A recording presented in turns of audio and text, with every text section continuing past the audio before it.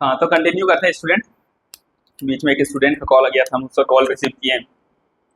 Call receive हो गया तो ये वीडियो जो रिकॉर्ड हो रहा था ये वीडियो कट हो गया, ऑफ हो गया, इसीलिए वो 18 मिनट को उधर रह गया। फिर हमको दूसरे वीडियो में इसको कंटिन्यू करना पड़ रहा है। ठीक है, चलो ठीक है, वहाँ तक किए थे, कोई दिक्कत नहीं। वहाँ देखिए फर्स्ट वाला देखिए 18 मिनट का, फिर फटाक से इस पर कंटिन्यू कर लीजिए। ठीक है, तो हम लोग कर रहे हैं, मेरा नाम है गौरव, पता है। ठीक है, हम लोग कर रहे हैं केमिकल काइनेटिक्स। ठीक है, केमिकल काइनेटिक्स में हम लोग ये बात करना शुरू किए हैं, इंट्रो वाला पार्ट कुछ कुछ कर लिए हैं। हम लोग अब पढ़ेंगे रेट ऑफ रिएक्शन। ठीक है, क्या पढ़ेंगे? Rate of reaction. चलो तो ये मैं सिखा रहा था आपको कि ये, चलो ठीक है, रेट ऑफ रिएक्शन क्या होता है कि चेंज इन, यानी change in concentration of reactant और product, change in concentration of reactant और प्रोडक्ट पर यूनिट टाइम। समय के साथ या तो रिएक्टेंट का कंसंट्रेशन चेंज हो या तो प्रोडक्ट का कंसंट्रेशन चेंज हो। जिस रेट से होगा पर यूनिट टाइम लगा देंगे तो रेट पता चल जाएगा, उसी को रेट ऑफ रिएक्शन बोलेंगे। अब क्या होगा, रिएक्टेंट का कंसंट्रेशन घटेगा तो डिक्रीज, उसमें नेगेटिव साइन लगा देंगे, और प्रोडक्ट कंसंट्रेशन बढ़ेगा तो इंक्रीज होगा, उसको पॉजिटिव साइन लगा देंगे। ठीक है, तो चलो यही मैं बता रहा था। यहाँ पर रेट आर लिखूंगा, रेट लिखूंगा तो क्या लिखूंगा, decrease in concentration of reactant, तो क्या लिखूंगा, यहाँ पर लिखूंगा डिक्रीज इन कंसंट्रेशन। तो कंसंट्रेशन को दो मान लेते हैं, जैसे कि टाइम t1 पर, जैसे ग्राफ से बताऊं क्या, चलो इस ग्राफ को मैं बिठाता हूं। ठीक है, और पहले वाला ग्राफ पर लाता हूं, ऐसे सीधा लिख देते हैं ना, डेल्टा और यहाँ पर ऐसे C, delta C concentration by delta T, ऐसे लिख सकते हैं। Change in concentration by change in time लिख सकते हैं ना। इसी को लिख सकते हैं क्या, अगर रिएक्टेंट के लिए मैं लिखूं तो क्या लिख सकता हूँ, रिएक्टेंट के लिए रिएक्टेंट घटेगा, उसका कंसंट्रेशन से मतलब निगेटिव से लिखूंगा, तो लिखूंगा माइनस डी माइनस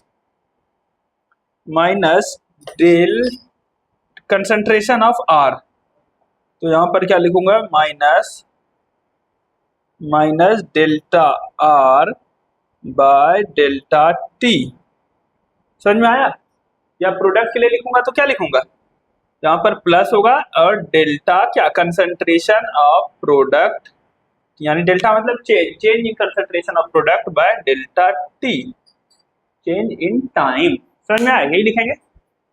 ठीक है, इस वाले ग्राफ को बना के फिर से हम लोग देखते हैं।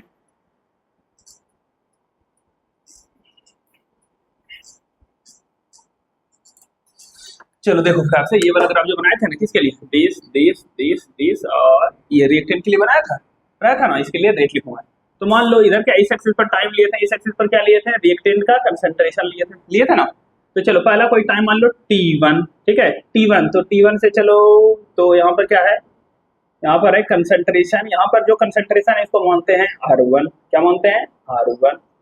ठीक है, और फिर कुछ समय बाद इस ग्राफ आगे बढ़ा, और कुछ समय बाद क्या हो गया, टाइम हो गया t2। तो t2 पर जो कंसंट्रेशन है, ये t2 पर जो कंसंट्रेशन, इसको क्या बोलेंगे, इसको बोलेंगे R2। क्या बोलेंगे? R2। समझ में आ रहा है? इसको बोलेंगे R2। तो चलो अगर रेट लिखना हो तो रेट इक्वल टू क्या लिखेंगे, change in concentration of reactant क्या फाइनल माइनस इनिशियल करते हैं, फाइनल कितना था, R2 माइनस इनिशियल कितना था, R1, डिवाइडेड बाय क्या, फाइनल टाइम कितना हुआ, t2 माइनस इनिशियल टाइम कितना था, t1। समझ में आया? तो यही हो जाएगा रेट। समझ में आया? क्योंकि ये रिएक्टेंट के लिए लिख रहे हैं तो ये टर्म क्या होगा, निगेटिव होगा, क्योंकि कंसंट्रेशन घटा है। देख रहे हो, R1 से घटा है, तो इस रेट टर्म को पूरे को पॉजिटिव रखने के लिए हम लोग यहाँ पर निगेटिव साइन लगा देते हैं। ठीक है, ये पूरा रेट वाला टर्म क्या रहे, पॉजिटिव रहे। समझ में आया? इसको और कैसे लिख सकते हो, R इक्वल टू या माइनस ये डेल्टा R लिखेंगे ना, डेल्टा R ऐसे concentration, delta concentration R divided by delta T। समझ में आया? यस। इसी तरह प्रोडक्ट वाला भी लिख सकते हो, कैसे, दिस प्रोडक्ट कंसंट्रेशन तो ऐसे बढ़ेगा कि नहीं, इस तरफ टाइम लेते थे, इस तरफ क्या लेते थे, प्रोडक्ट का कंसंट्रेशन लेते थे कि नहीं, बताओ। तो चलो पहले कोई टाइम है, पहले टाइम t1 है, तो यहाँ पर प्रोडक्ट का कंसंट्रेशन क्या कर दो, p1 कर दो। फिर टाइम क्या हो गया, फिर टाइम t2 हो गया, तो इसका कंसंट्रेशन क्या कर दो, इसका कंसंट्रेशन P2 कर दो। समझ में आया? तो रेट क्या लिखेंगे? रेट इज इक्वल टू लिखेंगे क्या? Change in concentration of product यानी P2 minus P1 final minus initial concentration divided by T2 minus T1 T2 minus T1। समझ में आया?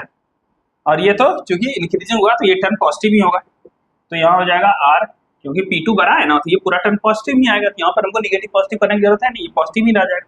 तो यहाँ पर क्या हो जाएगा? यहाँ पर हो जाएगा delta concentration P by delta T। समझ में आया? इसीलिए क्या लिख सकते हैं हम लोग कॉमन? हम लोग लिख सकते हैं R is equal to, rate निकालना हो तो क्या कर सकते हैं? Minus R2 concentration R2 minus R1, मतलब concentration of reactant at time T2 minus concentration of reactant at time T1 divided by T2 minus T1 is equal to क्या कर सकते हैं? P2 minus P1 divided by T2 minus T1। ये सारा rate का formula हम लोग equation बना सकते हैं, इस तरह से रेट निकाल सकते हैं। समझ में आया? चलो ठीक, आगे बढ़े।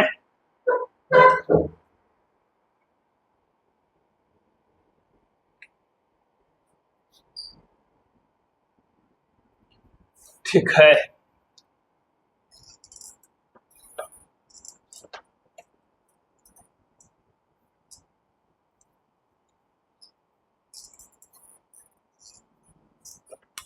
चलो जल्दी से बता दो। कोई भी रिएक्शन है ए से बन रहा है बी, इसका लिखो तो रेट ऑफ रिएक्शन कैसे लिखेंगे? तो लिखेंगे इसका rate of reaction is equal to क्या? Delta concentration A by delta T. हो गया, रिएक्टेंट है तो माइनस लगा दें, is equal to delta concentration B by delta T. खत्म। समझ में आया? कितना आसान है, ठीक दोगे ना? चलो ठीक, यहाँ पर नेगेटिव लगाए दिखाने के लिए, हम प्लस लगाना है तो लगा दो, नहीं लगाना तो मत लगाओ, इसमें लिखो। ठीक है, चलो एक रिएक्शन है इसी तरह से लिख दोगे। चलो एक रिएक्शन है लिखो, जैसे है ये है H2 प्लस I2 है ना, H2 plus I2 gives 2HI। ये रिएक्शन तो सुना होगा। इसका रेट लिखना है, रेट का इक्वेशन। रेट कैसे निकालेंगे? कोफिशिएंट टर्म आ जाता है, देखो इसमें कोफिशिएंट 1 था, कोफिशिएंट टर्म आ जाता है तो उसको उस टर्म से डिवाइड कर देते हैं। तो क्या लिखेंगे? रेट इक्वल टू लिखेंगे डेल्टा H2 का कंसंट्रेशन है ना, change in concentration of H2 divided by delta T। समझ में आया? रिएक्टेंट है तो यहाँ पर क्या लगाएंगे? माइनस लगाएंगे, इक्वल टू फिर क्या लिखेंगे? फिर लिखेंगे ये भी रिएक्टेंट है तो माइनस लगाएंगे, delta concentration of I2 divided by delta T। लिखेंगे। फिर यहाँ पर क्या है? इसको लिखेंगे delta concentration of HI by delta T। लेकिन यहाँ कोफिशिएंट 1 नहीं, यहाँ पर 2 है, तो इसको क्या करना होगा? ये जो भी होता है इससे डिवाइड कर देते हैं, तो 1/2। ठीक है, 1/2 से इसको करना होगा, या सीधा बोलो 2 से डिवाइड, तो ऐसे सीधा लिख सकते हो, 2 से नीचे डिवाइड कर दो, इक्वल टू यहाँ 2 टाइम्स नीचे, 2 से मल्टीप्लाई नीचे करो यार, या तो बोलते हैं 2 से डिवाइड कर देते हैं उसको, जो भी कोफिशिएंट होता है उससे डिवाइड कर देते हैं। डिवाइड यहाँ भी कर रहे हैं लेकिन यहाँ 1 है ना कोफिशिएंट, तो डिवाइड करने से कोई फर्क नहीं पड़ेगा। समझ में आया? तो इस तरह से लिख लीजिएगा, लिख लोगे ना? चलो ठीक है, इसी तरह लिख करके दिखाओ जल्दी से, रिएक्शन जल्दी से मिटा दो इसको। ठीक, फटाफट हम लोग ये रिवीजन कर रहे हैं, मेरा पास क्वेश्चन प्रैक्टिस है। चलो जैसे मान लो कोई भी रिएक्शन है, एन कोफिशिएंट है Na plus Mb gives Pc plus Qd। ये कोई भी एक रिएक्शन है, इसका रेट लिखना आपको। ठीक है, रेट लिखो तो क्या लिखोगे? फटाफट लिख लो, सब लोग लिखो अपने कॉपी में जल्दी से। तो क्या लिखोगे? रेट लिखना है सर, तो रिएक्टेंट प्रोडक्ट सबका लिख देंगे, रिएक्टेंट वाले माइनस लगा देंगे, प्रोडक्ट वाले प्लस लगा देंगे, और कोफिशिएंट से डिवाइड कर देंगे। तो क्या लिखेंगे? इसका कोफिशिएंट है, हाँ सबसे पहले तो इससे 1/n कर दिया, ठीक है, n से डिवाइड कर दिया, चलो माइनस लगा दिया, और क्या करेंगे? डेल्टा A, ठीक है, concentration of A by delta T। कोई दिक्कत है किसी को? क्या नहीं ना? चलो आगे बढ़ो। चलो फिर क्या लिखेंगे? 1/m, तो 1/m तो 1/m से मल्टीप्लाई कर दिया, m से डिवाइड कर दिया, इनटू माइनस लगा देंगे क्योंकि रिएक्टेंट है, तो concentration delta concentration B by delta T, समझ में आ गया। अब प्रोडक्ट है तब प्लस लिखेंगे, पी है कोफिशिएंट पे तो 1/p, समझ में आ रहा है, इनटू क्या delta concentration of C divided by change in concentration of change in time equal to फिर से प्लस लिखेंगे क्योंकि प्रोडक्ट है, तो Q है कोफिशिएंट तो 1/Q से मल्टीप्लाई फटाक से कर दिया इनटू क्या change in concentration of D divided by change in time. तो ये पूरा इक्वेशन बना है रेट निकालने का। इसका मतलब हुआ कि किसी भी केमिकल रिएक्शन का रेट आप किसी भी एक टर्म से निकाल सकते हैं। जैसे कि रेट निकालना हो तो देखो एक टर्म ये ए वाला का दिया रहे कंसंट्रेशन कितना चेंज हुआ कितना टाइम निकाल सकते हैं, बी वाले से भी, सी वाले से भी, डी वाले से भी निकाल सकते हैं। सही लिखा है गलत है क्या? 1/n 1/m 1/p 1/q, ठीक है, समझ में आया? लिख दीजिएगा ना इसे, चलो ठीक।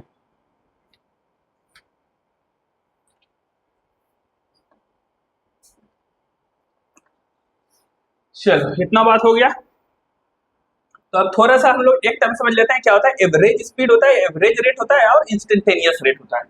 इसको मिटाते हैं, इसी तरह से आप किसी भी इक्वेशन का लिख लीजिएगा, अभी इस पर क्वेश्चन देंगे, ठीक है।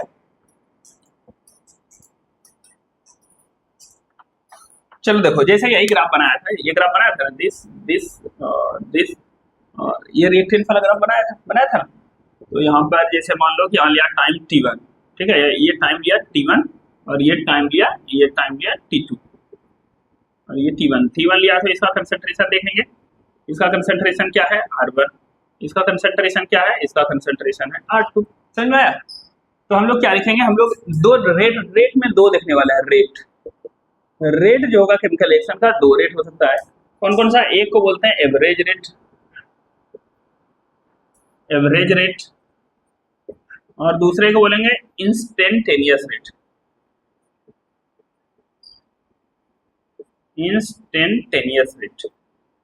ठीक है, तो एवरेज इंस्टेंटेनियस का मतलब क्या? इंस्टेंट, किससे? इंस्टेंट पर, ठीक है।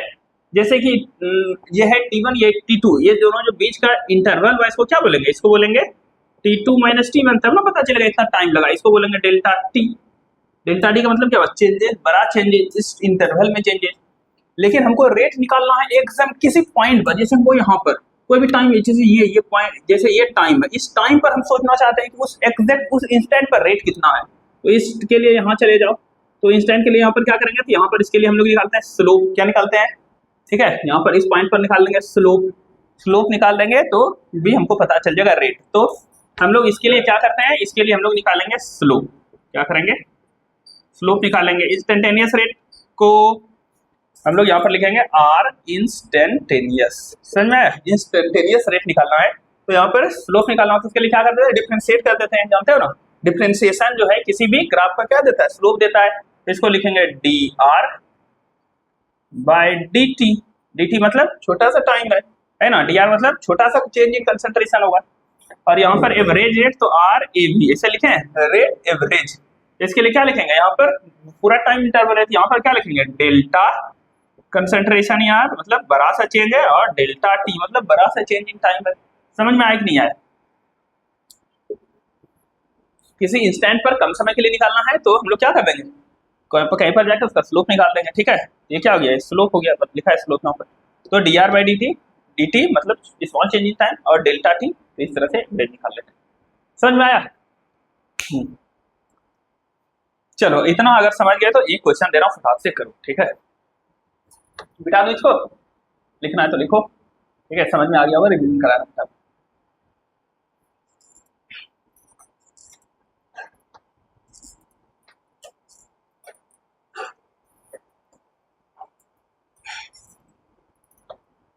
चलो क्वेश्चन एक लिख रहा हूं, अब उसका सॉल्व करेंगे।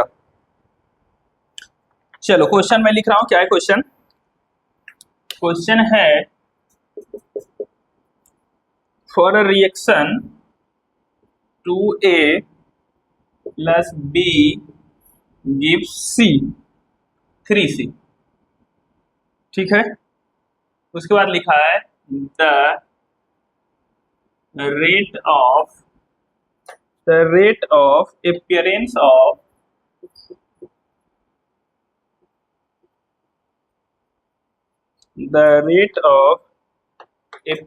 of appearance of C at time t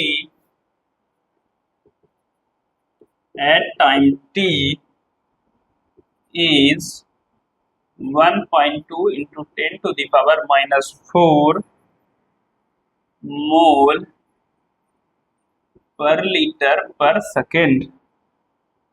Find the rate of reaction. Find the rate of reaction. समझ में आया? ये क्वेश्चन है, केमिकल रिएक्शन दिया हुआ है और ये सब चीज दिया हुआ है, आपको रेट ऑफ रिएक्शन फाइंड करना है।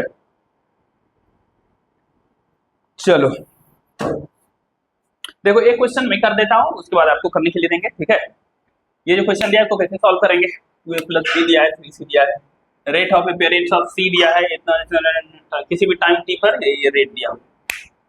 चलो चलिए थोड़ा सा पहले एक और बात करते हैं। अभी जो लिखा था ना रेट ऑफ रिएक्शन हम लोग निकाल रहे थे ना, तो जैसे रेट ऑफ रिएक्शन,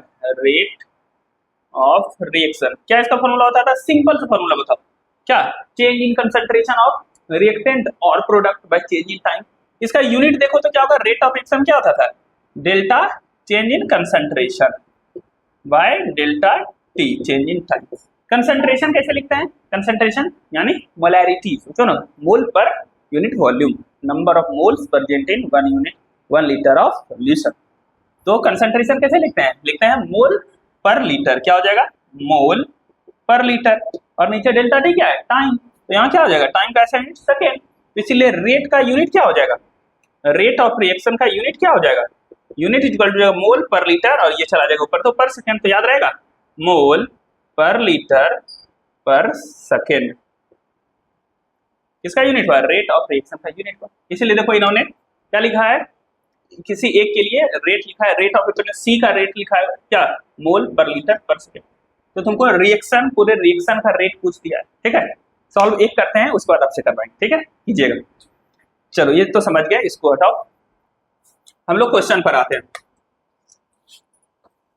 चलो क्वेश्चन पर आते हैं, और सबसे पहले जो हमको गिवन है हम वो लिखेंगे कि क्या गिवन है, क्वेश्चन कैसे सॉल्व करते हैं। चलो सॉल्यूशन स्टार्ट करते हैं। चलो गिवन क्या है? गिवन क्या है? गिवन यहां तो मैं एक रिएक्शन दिया हुआ है, ठीक है, रिएक्शन दिया हुआ है 2a plus b give 3c, और क्या दिया है? Rate of appearance of c। Rate of appearance of c, इसको लिखेंगे कैसे? सिंबल में अपीयर हो रहा है, मतलब ये पॉजिटिव चीज है, तो लिखेंगे, और धीरे धीरे चेंज होगा उसका कंसेंट, तो ऐसे लिखेंगे dc बाय dt, मतलब change in concentration of c पर यूनिट टाइम, और c तो प्रोडक्ट है तो अपीयर ही होगा समय के साथ, इसीलिए लिखा है अपीयर। ये धीरे धीरे क्या होगा? a और b धीरे धीरे डिसअपीयर होगा और c धीरे धीरे अपीयर होगा। तो इसको लिखने का तरीका है, ये जो लिखा है rate of appearance of c, इसको लिखने का तरीका ऐसे ही लिखेंगे, ठीक है, dc बाय dt। समझ में आया? और यही दिया हुआ आपको इस कितना, यही दिया हुआ 1.2 into 10 to the power minus 4, ठीक है, यूनिट दिया हुआ है यही मोल पर लीटर पर सेकेंड। समझ में आ रहा है? समझ में आया कि नहीं आया बता दो। तो ये जो क्वेश्चन अभी मैंने कुछ किया नहीं है, जो क्वेश्चन में दिया था वो देख के लिख लिया, ठीक है। अब हम देखेंगे हमको क्या निकालने बोला गया, हमको पूछा गया है find the rate of reaction. इसका मतलब हुआ हमको क्या निकालना है? हमको निकालना है R is equal to what? Rate निकालना है, ठीक है। तो चलो रेट लिखने के लिए इक्वेशन देकर के रेट लिखने आता है क्या हमको? हाँ सर आता है हमको लिखने, ठीक है। तो चलो लिखते हैं। कैसे लिखते थे हम लोग, याद करो, हम लोग लिखते थे R इज इक्वल टू, चलो ये है तो क्या लिखेंगे? कोफिशिएंट है तो 1/2, और क्या डेल्टा लिखो, dA लिखो या डेल्टा कुछ भी लिख देते हैं, ठीक है, dA बाय dt। समझ में आया? माइनस लगेगा क्योंकि रिएक्टेंट है, इक्वल टू क्या, यहाँ तो कोफिशिएंट नहीं है छोड़ो, तो क्या हो जाएगा? माइनस dB बाय dt, ठीक है, dB by dt equal to, ये तो प्रोडक्ट है तो प्लस, और 3 है तो 1/3 dC by dt, dC by dt। समझ में आया? ये तो मैंने क्या लिख दिया, ये तो इस पूरे रिएक्शन को देख करके पूरा मैंने इस तरह से लिख दिया इसका रेट निकालने का तरीका। अब हम देखेंगे हमको रेट निकालने के लिए क्वेश्चन में क्या दिया है। हम रेट किससे निकाल सकते हैं? ए के हेल्प से भी निकाल सकते हैं, बी के हेल्प से भी निकाल सकते हैं, सी के हेल्प से भी निकाल सकते हैं, लेकिन वो क्वेश्चन में जो चीज दिया रहेगा उसी का हेल्प लेंगे। क्वेश्चन में किसके बारे में बोला है? क्वेश्चन में बोला है सी के बारे में, तो सी से निकालेंगे। तो हमको इससे अब कोई ए से कोई मतलब नहीं है, अभी बी से कोई मतलब नहीं है, तो रेट निकालने के लिए सी वाला देखो, रेट इक्वल टू करो, किससे निकलेगा देखो, तो लिखेंगे यहाँ आर इज इक्वल टू, देख रहे हो आर इज इक्वल टू ये वाला पकड़ो 1/3 into D C by D T. समझ में ये बात आया कि नहीं आया बता दो, समझ में आया? तो चलो रेट निकाल लेते हैं अब। R is equal to 1/3 into D C by D T दिया क्या? यही तो था, यही तो था, rate of appearance of C, तो D C by D T दिया 1.2 इंटू 10 टू द पावर -4। समझ में आया कि नहीं आया? इसको सॉल्व कर लेते हैं। चलो सॉल्व करो, तो क्या करो, इसको उधर ले जाओ तो नीचे 10 हो जाएगा ना, समझ में आ रहा है? और ये 3 और ये 3 4 जा 12 हो जाएगा, ठीक है। और इस 10 को ले जाओगे तो 10 का पावर -1 हो जाएगा। 10 का पावर यहाँ क्या, इसको यहाँ से हटाओगे, इसको यहाँ से हटा देते हैं, इसको यहाँ से यहाँ हटाएंगे तो यहाँ क्या आ जाएगा, यहाँ हो जाएगा 10 का पावर -1। समझ में आया? अब यहाँ से इसको हटा देते हैं, तो क्या बच गया बोलो? बच गया 4, दिख रहा है? यस, 4 इंटू 10 का पावर -1, तो 10 का पावर -5, जो यूनिट था वही यूनिट रह जाएगा, मोल पर लीटर पर सेकेंड, तो हो जाएगा मोल पर लीटर, मोल पर लीटर पर सेकेंड आंसर। समझ में आया कि नहीं आया? बना इसी तरह से बना लीजिएगा ना। चलो देखो, जो क्वेश्चन में दिया रहता है सबसे पहले क्वेश्चन लिखते हैं, और जो हम इस तरह का इक्वेशन है, ये देखो धीरे धीरे तुम स्मार्ट हो जाओगे, तो ये पूरा लाइन लिखने का जरूरत नहीं पड़ेगा। पूरा लिखने की जरूरत पड़ेगा क्या? नहीं, सीधा हमको रेट निकालना है, और जो सी वाला दिया है तो ये रेट को सी के टर्म में खाली लिखेंगे, ए में का फालतू का क्यों लिखेंगे? यहाँ लिखेंगे सीधा, और ये सीधा लिखेंगे, सीधा सॉल्व करो। समझ में आया कि नहीं? ठीक,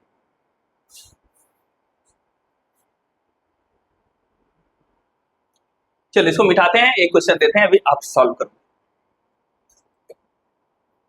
ठीक है।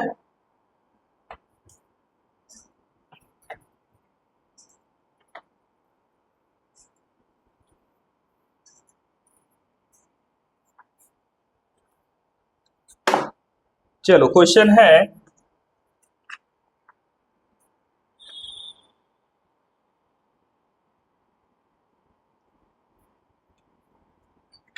कौन सा क्वेश्चन है?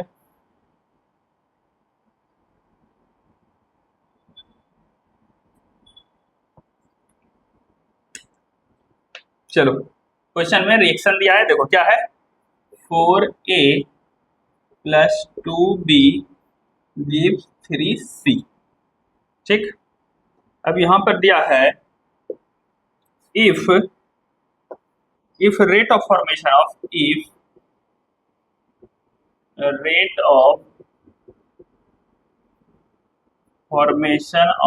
C is 9.6 into 10 to the power -2 mole per liter per second, mole per liter per second, what will be the rate of reaction? चलो बताओ तो जल्दी से, ऑप्शन दे देता हूं। ऑप्शन है 1, स्टार्ट करो आप लोग, सॉल्व करना स्टार्ट करो। 9.6 into 10 to the power -2 mole पर लीटर पर सेकेंड। दूसरा है 3.2 into 10 to the power -2, unit तो सब में सेम ही है। उसके बाद 2.4 into 10 to the power -2 mole पर लीटर पर सेकेंड, और चौथा है 4.8 10 टू द पावर -2 मोल पर लीटर पर। चलो बता दो जल्दी से, फटाक से वीडियो को पॉज करो और क्वेश्चन को सॉल्व करो, ठीक है, और आंसर बता दो। ऑप्शन नंबर 1, 2 या 3 या 4 क्या हो रहा है? चलो हो गया, तो वीडियो को फिर से स्टार्ट करना, ठीक है। चलो अब सॉल्व करते हैं, देखते हैं क्या आता है। चलो इसका सॉल्यूशन यहाँ से, चलो क्या है, ये रिएक्शन दिया हुआ है और हमको दिया है रेट ऑफ फॉर्मेशन ऑफ सी, हमको दिया है। तो सबसे पहले जो गिवन है उसको लिखेंगे, rate of formation of C कैसे लिखते हैं। अच्छा तो बनेगा तो D C rate of formation by D T, यही दिया हुआ है, D C by D T rate of formation of C दिया हुआ है। तो ये बनेगा, थे तो पॉजिटिव होगा, नेगेटिव का कोई मतलब नहीं। चलो ठीक है, तो कैसे लिखेंगे, रेट तो कितना दिया है, यहाँ दिया है, यहाँ पर दिया है 9.6 इंटू 10⁻²। ठीक है, यूनिट हम नहीं लिख रहे हैं सॉल्व करने के लिए मन में, कि यूनिट तो यही रहेगा ना, क्या ही दिक्कत है, मोल पर लीटर पर सेकंड चिपका देंगे बाद। ठीक है, ठीक। अब हमको निकालने क्या बोला, हमको बोला what will be the rate of reaction, तो आर पूछा है, यहाँ पर लिखेंगे R is equal to what, समझ में आया। हमको रेट निकालना है, रेट निकालने के लिए हमको क्वेश्चन में दिया है क्या है, किसके बारे में दिया है, हमको सी के बारे में दिया था। हम पूरा क्यों लिखेंगे, हम रेट के लिए लिखते हैं, रेट के लिए इक्वेशन लिखते हैं। रेट के लिए हम ए के लिए भी लिख सकते हैं, बी के लिए भी लिख सकते हैं, सी के लिए। ए और बी के बारे में कुछ नहीं बोला है, सी से निकालना तो सी के बारे में खाली लिखेंगे। तो इसका कोफिशिएंट 1/3 मल्टीप्लाई करो, और यार डीसी बाय डी टी होता था कि नहीं, change in concentration DC by D T, समझ में आया। तो ये लिख दिया रेट के लिए, हम जो हम लोग लिखने के लिए सीखे थे equation, R equal to 1/3 DC by D T. तो चलो रेट निकाल लेते हैं, तो 1/3 है तो 1/3 रहने दिए, डीसी बाय dt, ये डीसी बाय dt ये क्या है, यही तो है rate of appearance of C, rate of formation of C. तो ये डीसी बाय dt देखो पूरा वैल्यू हमको दिया है, कितना दिया है 9.6 इंटू 10⁻²। ठीक है, सॉल्व कर देते हैं। तो 3 से इसको कटा दो, 3 3 जा 9 और 3 2 जा 6, तो 3.2 हो जाएगा। आंसर क्या हो जाएगा 3.2 इंटू 10⁻², जो यूनिट था वही हो जाएगा मोल पर लीटर पर सेकेंड आंसर। समझ में आया, आसान था ना। इसी तरह का क्वेश्चन कुछ कुछ आएगा जो कि आप आसानी से सॉल्व कर सकते हो। ठीक है, समझ में आया कि नहीं है बता दो। तो option number 2 will be the correct answer. समझ में आया कि नहीं, जल्दी बता दो।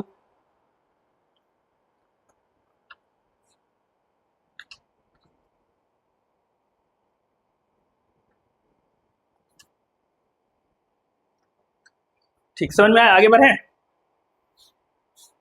आगे बढ़े, चलो आगे बढ़ते।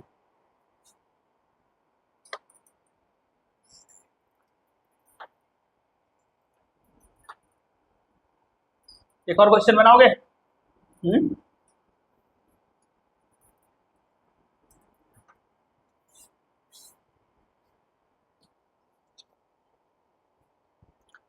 चलो एक और क्वेश्चन देते हैं, ठीक है, इसको भी ट्राई कीजिए आप।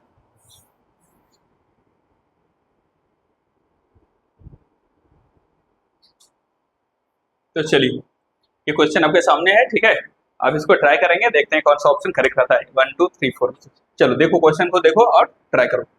देखो क्वेश्चन में मैं पढ़ लेता हूँ क्या है, बोला है रिएक्शन दिया है आपको 2N2O5 4NO2 और O2, क्या बोला है सेलेक्ट करेक्ट ऑप्शन, सही ऑप्शन को सेलेक्ट करना है।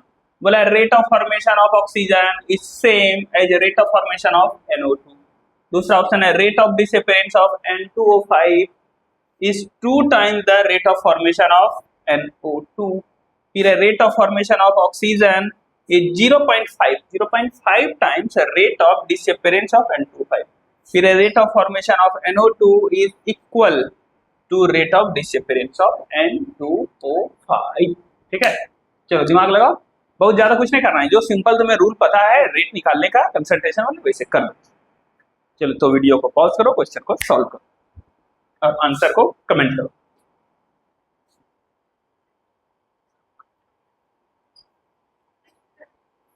चलो मैं बताऊं, सॉल्व करो। चलो देखो, तो सॉल्व करना सॉल्यूशन हम लोग स्टार्ट करते हैं। अच्छा तो रेट के बारे में बात कर रहा है, देखो रेट क्या, ऑक्सीजन का, N2O5 का, O2 का, ये सब का क्या है, ये सब का रेट पूछा गया है और इसको कंपेयर करना है। तो इस इक्वेशन को देख के पहले रेट वाला इक्वेशन हम लोग लिख लेते हैं कि रेट कैसे निकालते हैं। तो चलो रेट निकालने के लिए क्या करेंगे, रेट इज इक्वल टू इसका लिखते हैं, तो क्या माइनस, और ये है तो 1/2 होगा कि नहीं होगा बोलो। N2O5 तो कंसंट्रेशन किसका, N2O5 का कंसंट्रेशन डिवाइडेड बाय dt, समझ में आया कि नहीं यार।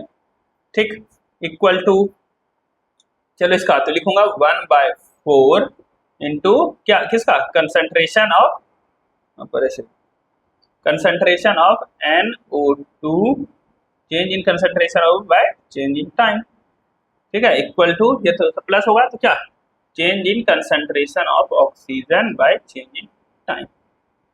ये इक्वेशन, इसको इस इक्वेशन को देख के ये हम लिख सकते हैं। अब कंपेयर कर लेंगे, ठीक है। चलो पहला ऑप्शन देखते हैं सही की गलत।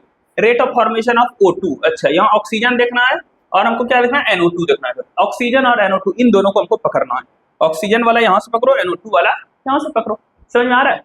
तो चलो इन दोनों को कंपेयर करेंगे, इन दोनों चीज को उठाते हैं, अब यहाँ पर सॉल्व करके देखते हैं। चलो क्या बोला है, किसका किसका देखना, ऑक्सीजन और NO2 ये दोनों टर्म को पकड़ते हैं, क्या हो जाएगा 1/4 और यहाँ पर क्या है समझने के लिए NO2 और 1/4 ये क्या है NO2 है और इधर क्या है यहाँ पर O2 है ना, और तो कुछ है ही नहीं।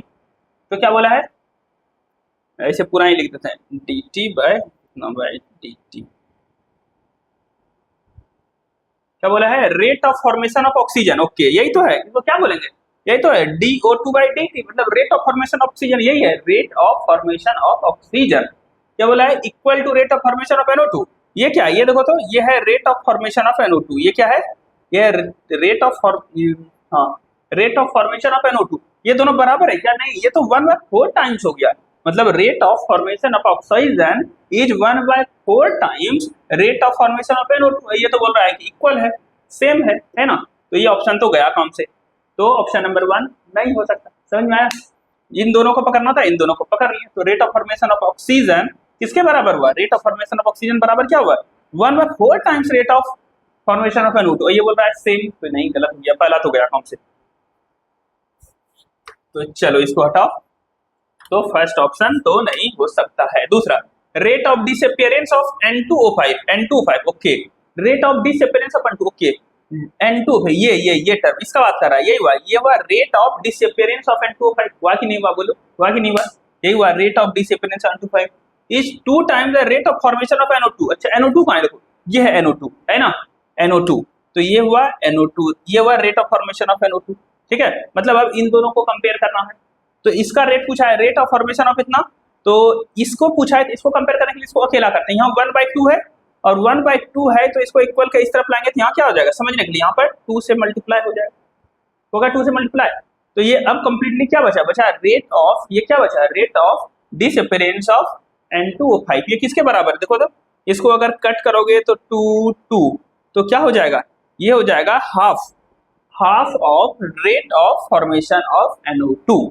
क्या होगा ये क्या है, इसको क्या करेंगे rate of disappearance of N2O5 is equal to half of rate of formation of NO2, ये सच्चाई है। ये क्या बोल रहा है, rate of disappearance of N2O5 2 times, ये भी गलत बोल रहा है, हाफ बोलना चाहिए 2 बोल रहा है, समझ में आया कि नहीं आया, ठीक। तो चलो हम लोग समझ गए, दूसरा ऑप्शन भी गलत हो गया, ठीक। अब जो जैसे इक्वेशन था वैसे लिख देते हैं यार, ठीक है। यहाँ पर इक्वेशन में क्या था, जो था मतलब लोग जो लिखे थे, तो ये हो गया, यहाँ पर था 4 और यहाँ पर था 2, ठीक। चलो तीसरा ऑप्शन देखते हैं, चलो rate of formation of oxygen, okay rate of formation of oxygen, यही तो है rate of formation of oxygen, यही ना rate of formation of oxygen, किससे कंपेयर करना है 0.5 times rate of disappearance of N2O5 ये इन दोनों को कंपेयर करना, क्या बोल रहा है, बोला rate of disappearance rate of formation of oxygen, ये तो है पूरा rate of formation of oxygen, इसके साथ कोई मल्टीप्लाई भी नहीं है, कोई कोएफिशिएंट नहीं, ये किसके बराबर है 0.5 टाइम्स रेट ऑफ डिस, अच्छा N2O5 का 0.5 टाइम्स, तो N2O5 हुआ है ना रेट ऑफ डिसअपीयरेंस, और ये 1/2 क्या होता है 1/2 को 0.5 भी तो लिखते हैं, सही तो है कि rate of formation of oxygen जो है वो rate of disappearance of N2O5 के हाफ है, यानी 0.5 टाइम्स है कि नहीं, बताओ। तो तीसरा बात तो सही है, एग्जैक्ट सही, समझ में आया। जिसको कंपेयर करना है उन दोनों को खाली देख लो, समझ में आया, जिसका रेट पूछा जाए उसको अकेला कर लो और उधर जाके देख लो, समझ में आया। इसको पूछा था, चौथा देखो, तो तीसरा आंसर मिल गया तो हो गया। चौथा देख लो, rate of formation of NO2, okay चलो इसको हटाते हैं अब, rate of formation of NO2, कहाँ NO2 ये वाला को पकड़ो, ये वाला को पकड़ेंगे तो क्या ऐसे 1/4 into DNO2/dt is equal to rate of disappearance of N2O5, इसके साथ लेना है, इक्वल टू 1/2 इंटू N2O5/dt।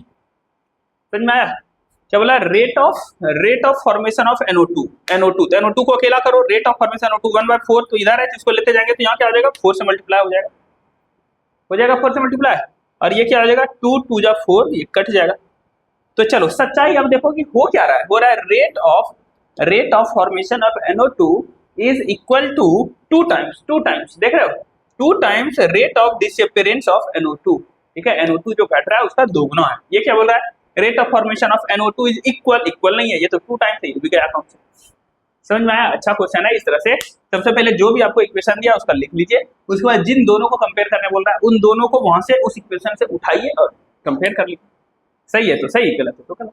समझ में आया? तो ऑप्शन नंबर 3 इसका आंसर होगा। अच्छा क्वेश्चन था ना, समझ आया कि नहीं बताइए।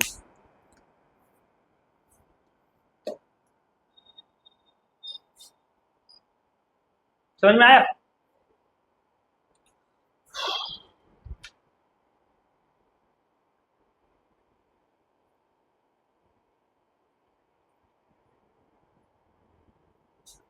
चलो तो मिटा देता हूं इसको।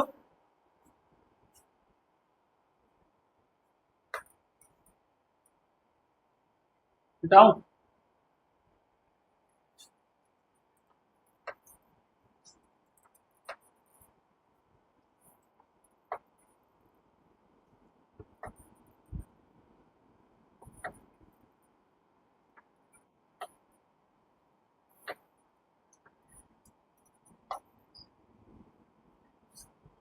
चलो अब आगे जो टॉपिक हम लोग पढ़ने वाले हैं, आगे का टॉपिक है इसमें देखो लॉ ऑफ मास एक्शन। ये पढ़ा है क्या? Law of mass action. Law of mass action क्या होता है सुने हो? स्टेटमेंट मैं लिख नहीं रहा हूं, मैं बोल देता हूं, अगर पढ़े होंगे तो फिर रिकैप हो जाएगा आपको और फिर आगे बढ़ जाएंगे। ठीक है, क्वेश्चन प्रैक्टिस पर जाएंगे हम लोग। देखो law of mass action given by, बता दो नाम, बता दो। गुलबर्ग एंड वागे, नाम सुना है? नहीं सुना? Law of mass action, law of mass action किसने दिया था? GULDBERG, Guldberg and Waage, WAAGE, Guldberg and Waage. चलो ठीक है, लॉ ऑफ मास एक्शन क्या होता है इसका स्टेटमेंट मैं पढ़ देता हूँ। देखो स्टेटमेंट समझना पड़ेगा। ठीक है, एक बार पढ़ता हूँ, देखो समझ में आएगा, नहीं आएगा तो समझा देंगे। देखो इसका स्टेटमेंट है, देखो इसके अकॉर्डिंग क्या है? Rate at which substance react is, ठीक है। देखो रेट जो होता है ना किसी केमिकल रिएक्शन का, वो उसके एक्टिव मास के डायरेक्टली प्रोपोर्शनल होता है, बस इतने से बात है। क्या है फिर बोला? Rate of a chemical reaction is directly proportional to its active mass. समझ में आया? लिखूं? ठीक,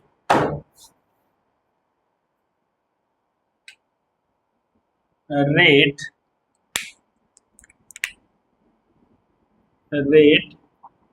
at which a substance react is directly proportional to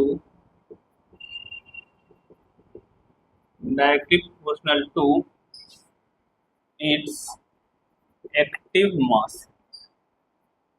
ठीक है, कोई भी सब्सटेंस का एक्टिव मास का मतलब क्या? उसका कंसंट्रेशन आप दे सकते हो। ठीक है, concentration, molar concentration,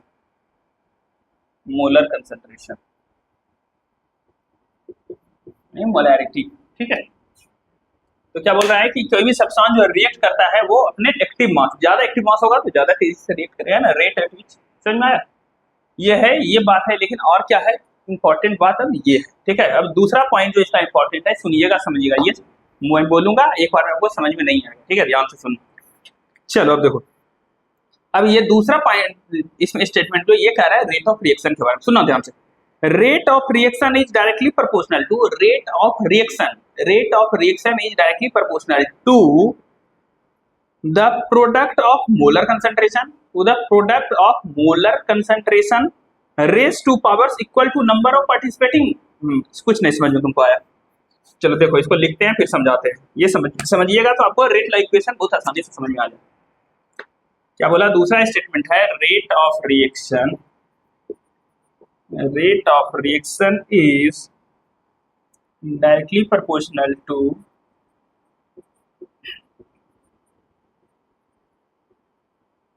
rate of reaction is directly proportional to the product of molar concentration raised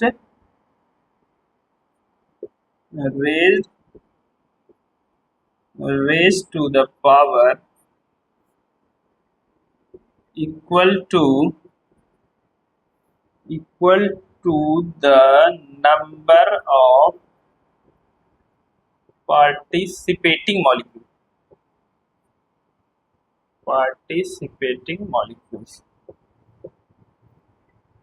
ठीक है, आपका ये इसका मतलब समझ में नहीं आया सर, तो चलो मतलब तो समझ में नहीं आएगा, एग्जांपल से समझो आप। ठीक है, जैसे कोई भी एक रिएक्शन है 2A + 3B और ये देता है प्रोडक्ट। ठीक है, इस लाइन का मतलब समझ में नहीं आया होगा। क्या बोल रहा है? Rate of reaction is directly proportional to the product of molar concentration raise to the power equal to number of participating molecules. इसको समझाने के लिए हम ये एक एग्जांपल ले रहे हैं कि 2A + 3B है। ठीक है, ये प्रोडक्ट P दे रहा है, हमको इसका लिखना है रेट, इस इक्वेशन का, इस रिएक्शन का लिखना है रेट। तो रेट इज इक्वल टू क्या बोलेंगे? रेट बोला है डायरेक्टली प्रोपोर्शनल है। अच्छा, तो प्रोपोर्शनलिटी का सिंबल लगाते हैं, rate is directly proportional to क्या बोला है? प्रोडक्ट। अच्छा, प्रोडक्ट मतलब मल्टीप्लाई कर देना। ठीक है ना, प्रोडक्ट ऑफ मोलर कंसंट्रेशन मतलब जो जो रिएक्ट कर रहा है उसका molar concentration raise to power equal to number of participating. इस रिएक्शन में कौन कौन पार्टिसिपेट कर रहा है? ए और बी पार्टिसिपेट कर रहा है, तभी तो प्रोडक्ट बन रहा है। बन रहा है कि नहीं बन रहा है? तो जितना भी है उसके, ठीक है, नंबर ऑफ पार्टिसिपेटिंग मॉलिक्यूल्स। ठीक, तो सबसे पहले लेते हैं directly proportional to the product of molar concentration. तो मोलर कंसंट्रेशन, इसका कंसंट्रेशन लिया ए, ऐसे लिखा तो ए का कंसंट्रेशन हो गया, है ना। Product of molar concentration raise to the power, इसका पावर लगाना है, रेज टू द पावर, कितना पावर लगाना है? Equal to number of participating molecule. अब एक का पार्टिसिपेट कर रहा है, ए के सामने देखो कितना है? 2, तो यहाँ पर इसका पावर लगाना है। समझ में आया? ए बोला है raise to the power, power लिखा है ना क्या? Rate of reaction is directly proportional to the product of molar concentration. तो ए का कंसंट्रेशन लिया, रेज टू द पावर, इस पर पावर लगाया, कितना पावर लगाया? Equal to the number of participate, ए कितना पार्टिसिपेट कर रहा है? 2, तो ए का पावर 2 लगा दो। समझ में आया? ठीक, क्या बोला था? इसी तरह से सबका प्रोडक्ट। अब दूसरा पार्टिसिपेट कौन कर रहा है? बी, तो बी का कंसंट्रेशन लेंगे, इसका भी पावर रेज करेंगे, इसका पावर लगाएंगे, कितना? जितना पार्टिसिपेट कर रहा है, कितना कर रहा है? 3, तो पावर 3 लगाएंगे। समझ में आया? 3 पावर लगा देंगे। और क्या बोला था? सबका प्रोडक्ट कर देना, तो ये जितना भी प्रोडक्ट। समझ में आ गया?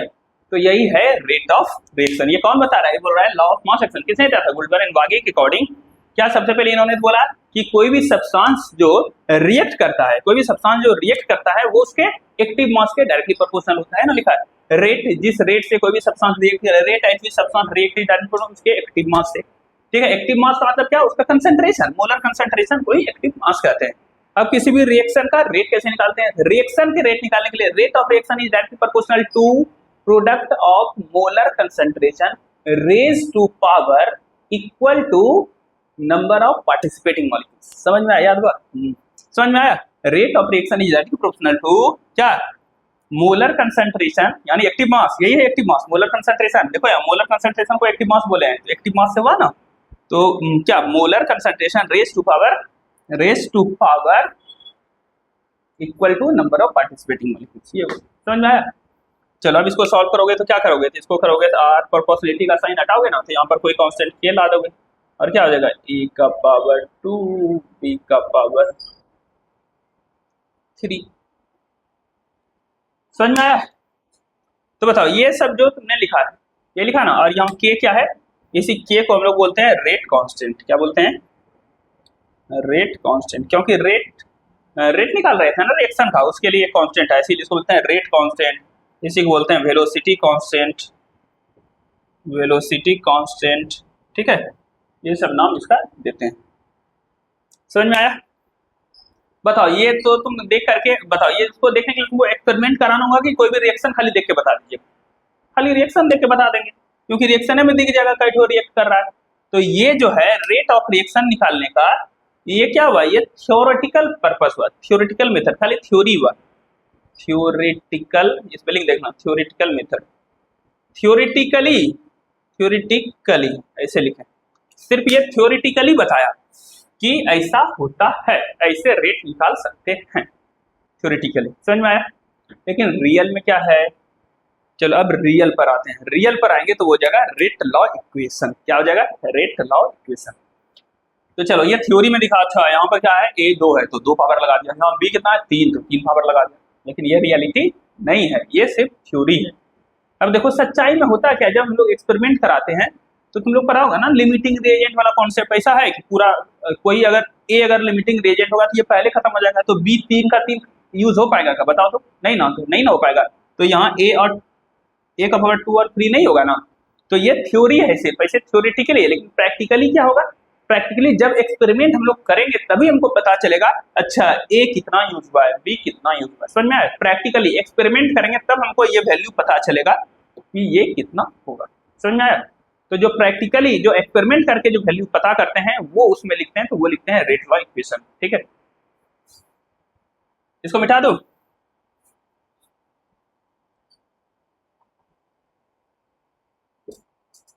चलो मिटा देते हैं।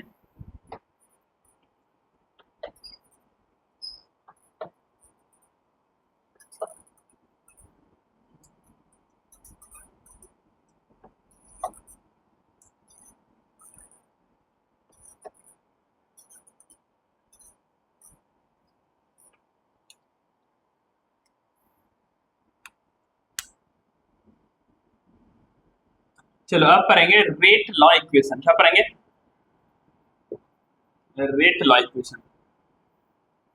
देखो रेट लॉ इक्वेशन क्या है, तो रेट लॉ इक्वेशन के बारे में लिखा है, इट इज, देखो ये एक इक्वेशन है जो कि रिलेशन बताता है, किसके किसके बीच में रिलेशन बताता है, रेट ऑफ रिएक्शन और कंसंट्रेशन ऑफ रिएक्टेंट, किसके बीच में, तो ये है mathematical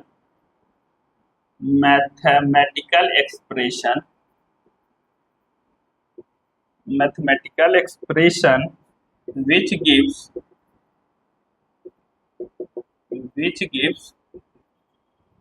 a relation between rate of reaction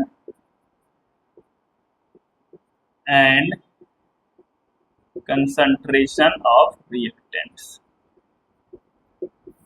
ठीक है। इसी को हम लोग बोलते हैं, ये क्या है, रेट लॉ इक्वेशन क्या है, एक मैथमेटिकल एक्सप्रेशन है जो हमको रिलेशन देता है किसके किसके बीच में, रेट ऑफ रिएक्शन के बीच में और कंसंट्रेशन ऑफ रिएक्टेंट के बीच में।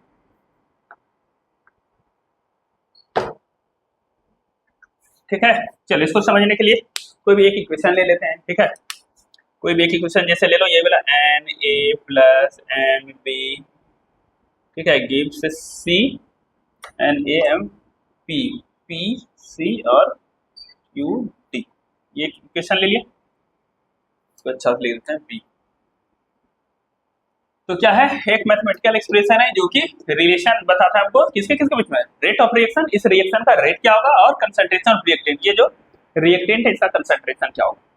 तो चलो देखो अभी जो पढ़ा था गुल्बर वायु वाला लॉ ऑफ मास एक्शन, उसी से हम लोग लिखते हैं रेट लॉ इक्वेशन।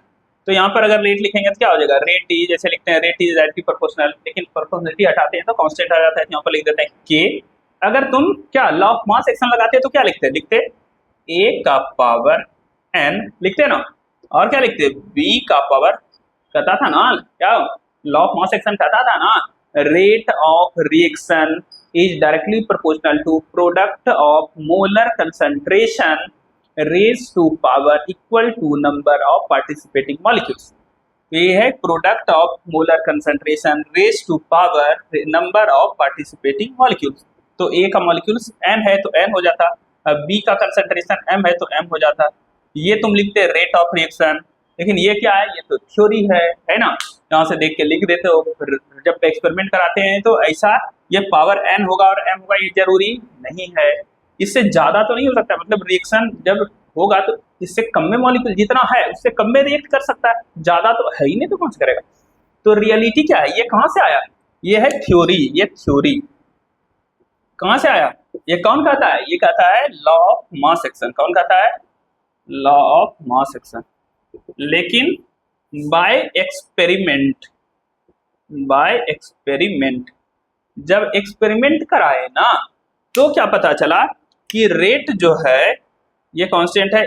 ए जो है, ए का एक्स वाला मॉलिक्यूल ही यूज हुआ है और बी का एन में से, मतलब एक्स क्या होगा, एन से छोटा ही होगा, और बी का वाई मॉलिक्यूल्स ही इसमें रिएक्ट किया है। समझ में आया? तो जो एक्सपेरिमेंट, ये बताओ एक्स और वाई तुमको कहां से मिलेगा? देख करके मिलेगा? नहीं मिलेगा। तो ये क्या हुआ? एक्स एंड वाई कहां से मिला है? By experiment. कहां से मिला? From experiment. एक्सपेरिमेंट। समझ में आया? और दिस इक्वेशन इसी को बोलते हैं रेट लॉ इक्वेशन। क्या बोलते हैं? Rate law equation. समझ में आया? ये इक्वेशन कहां से आया? लॉ ऑफ मास एक्शन से। देखो यही के जैसा तो यही है, यही के जैसा तो यह है रेट लॉ इक्वेशन। इसमें क्या, ये सिर्फ थ्योरेटिकली जितना नंबर था सब लिख दिए, और इसमें ये एक्सपेरिमेंट करके जितना यूज हुआ है सिर्फ वही लिखे, बस इतने सा का अंतर है। समझ में आया? चलो ये क्या हुआ? ये हुआ रेट लॉ इक्वेशन। समझ में आया? ऐसे ही लिखेंगे। चलो आगे इतना पढ़ लें, तो अब आगे बढ़ेंगे। रेट लॉ इक्वेशन के बाद हम लोग जाएंगे, दो टर्म पढ़ेंगे, ऑर्डर ऑफ रिएक्शन पढ़ेंगे और मोलेकुलरिटी ऑफ रिएक्शन पढ़ेंगे। चले आगे। चलो इसको बिठा दे, लिखना है कुछ। ठीक,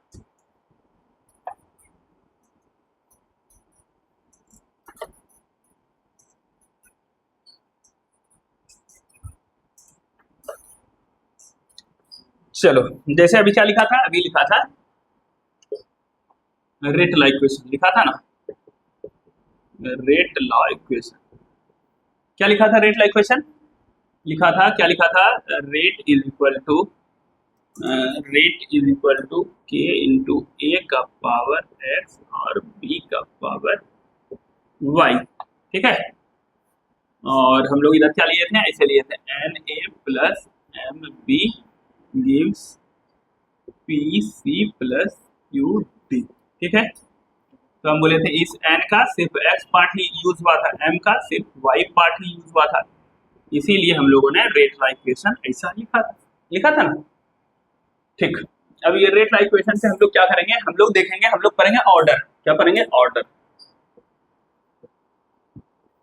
ऑर्डर तो देखो ए का सिर्फ एक्स पार्ट ही ना यूज हुआ, तो X is the order of X is the order with respect to A, मतलब ए का सिर्फ एक्स पार्ट हुआ। समझ में आया? तो ए के रिस्पेक्ट में ऑर्डर क्या है? एक्स। समझ में आया? तो यहां पर लिखेंगे order with respect to A, कितना हो जाएगा? एक्स। समझ में आया? उसी तरह order with respect to B कितना हो जाएगा? वाई। समझ में आया? समझ में आया कि नहीं आया? अब बताओ पूरे रिएक्शन का हम लिखेंगे ओवरऑल ऑर्डर ऑफ रिएक्शन। पूरे रिएक्शन का ऑर्डर बता दो। तो पूरे रिएक्शन का ऑर्डर बताने के लिए कितना, जितना रिएक्टेंट है सबको जोड़ दो। तो ए के लिए कितना? ए के रिस्पेक्ट में कितना है? एक्स। बी के रिस्पेक्ट में कितना है? वाई। तो टोटल कितना हो जाएगा? एक्स प्लस वाई हो जाएगा। तो एक्स प्लस वाई क्या हुआ? Overall order of reaction. X क्या हुआ? Order with respect to A, order with respect to B, Y. समझ में आया? और ये क्या हुआ? एक्स प्लस वाई क्या? Overall order of reaction. तो बताओ ऑर्डर ऑफ रिएक्शन क्या होता है? यही है ना, यही ऑर्डर ऑफ रिएक्शन क्या होता है? Order of reaction is the, ये क्या हुआ? इसमें तुम नहीं कर दिए जो, ये क्या है बताओ? ये है रेट लॉ इक्वेशन, है ना? रेट लॉ इक्वेशन में जो रिएक्टेंट का जो पावर होता है ना, उसको सम कर उसी को जोड़ देते हैं तो वही आपको ऑर्डर मिल जाता है। समझ में आया? तो बताओ ऑर्डर ऑफ रिएक्शन क्या हो जाएगा? It is the sum of powers of reactant terms. It is the sum of power of reactant terms expressed in rate law equation. समझ में आया? ऑर्डर ऑफ रिएक्शन क्या होता है? जो रेट लॉ इक्वेशन में जो रिएक्टेंट का पावर होता है उसी को सम कर देते हैं तो वही ऑर्डर बन जाता है। समझ में आया? अब तुम बताओ एक्स और वाई तुमको कहां से मिला था? ऐसे थ्योरेटिकली देख के मिला था कि एक्सपेरिमेंट किए थे तब मिला था? एक्सपेरिमेंटली। इसीलिए बता दो ऑर्डर ऑफ रिएक्शन, ये ऑर्डर ऑफ रिएक्शन तुम देख के बता सकते हो कि तुमको एक्सपेरिमेंट करना होगा? बताओ ऑर्डर ऑफ रिएक्शन के लिए तुमको क्या चाहिए? रिएक्शन का ऑर्डर अगर निकालना है कि कौन सा ऑर्डर इस रिएक्शन का, फर्स्ट ऑर्डर है, सेकंड ऑर्डर है, थर्ड ऑर्डर है, वो निकालना होगा तो तुमको क्या चाहिए? रेट इक्वेशन में जो पावर है, तो पावर तो तुमको एक्सपेरिमेंट करके मिलता है। इसीलिए order of reaction can be determined experimentally. समझ में? एक्सपेरिमेंट करके पता चलता है हमको ऑर्डर, ठीक है? नोट ओनली बाय लुकिंग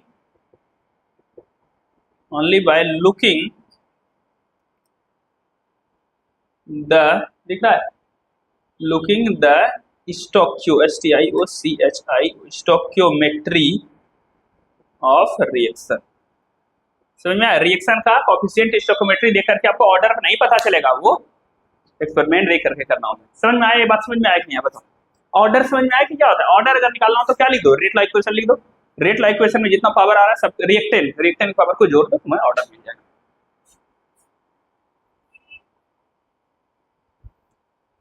समझ में आया इतना?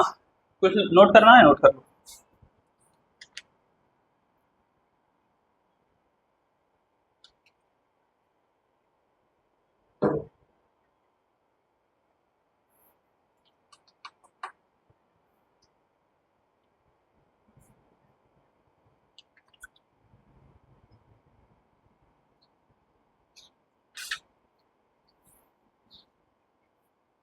चलो आगे बढ़े, आगे बढ़ते हैं।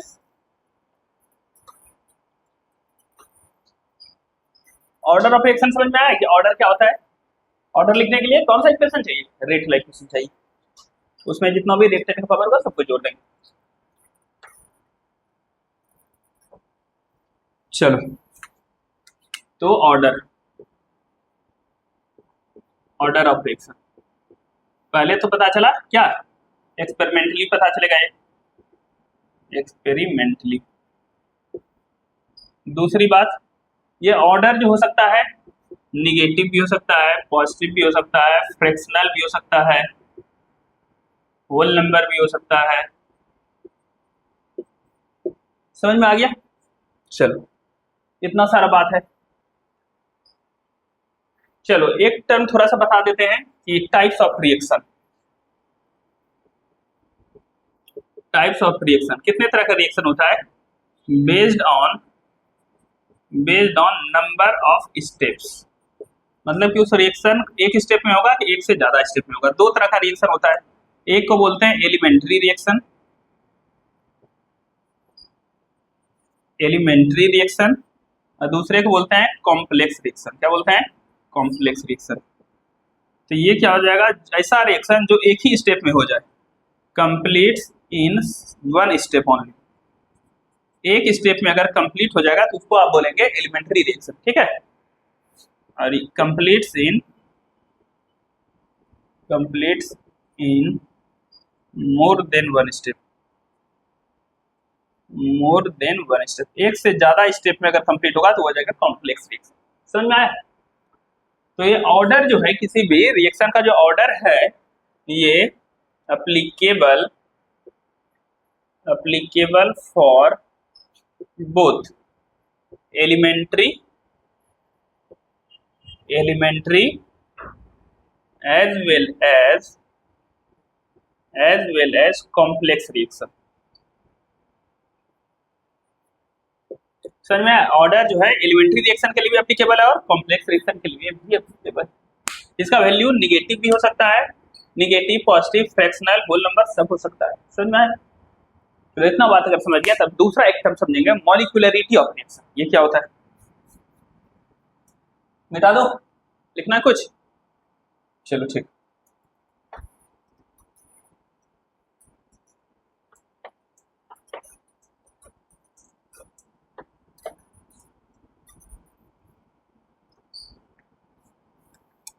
एक टर्म होता है मॉलिक्यूलरिटी ऑफ रिएक्शन। किसी भी रिएक्शन का मॉलिक्यूलर, जैसे ऑर्डर पर है ना, उसी तरह मॉलिक्यूलरिटी क्या होता है। तो सबसे पहले समझो यार कि मॉलिक्यूलरिटी क्या होता है। नंबर ऑफ पार्टिसिपेटिंग मॉलिक्यूल्स, मतलब जब रिएक्टेंट होता है ना, उसका कितना मॉलिक्यूल साइमल्टेनियसली एक साथ एक दूसरे से अच्छे से कोलाइड कर सकता है, प्रॉपरली कोलाइड कर सकता है मैक्सिमम जब रिएक्शन हो रहा है। इसका देखो क्या है डेफिनेशन, इसका मॉलिक्यूलरिटी का डेफिनेशन है number of reactant species which collide simultaneously to form the products. ठीक है, क्या है नंबर ऑफ, मॉलिक्यूलरिटी क्या होता है, number of reactant species, number of reactant species which collide simultaneously to form products,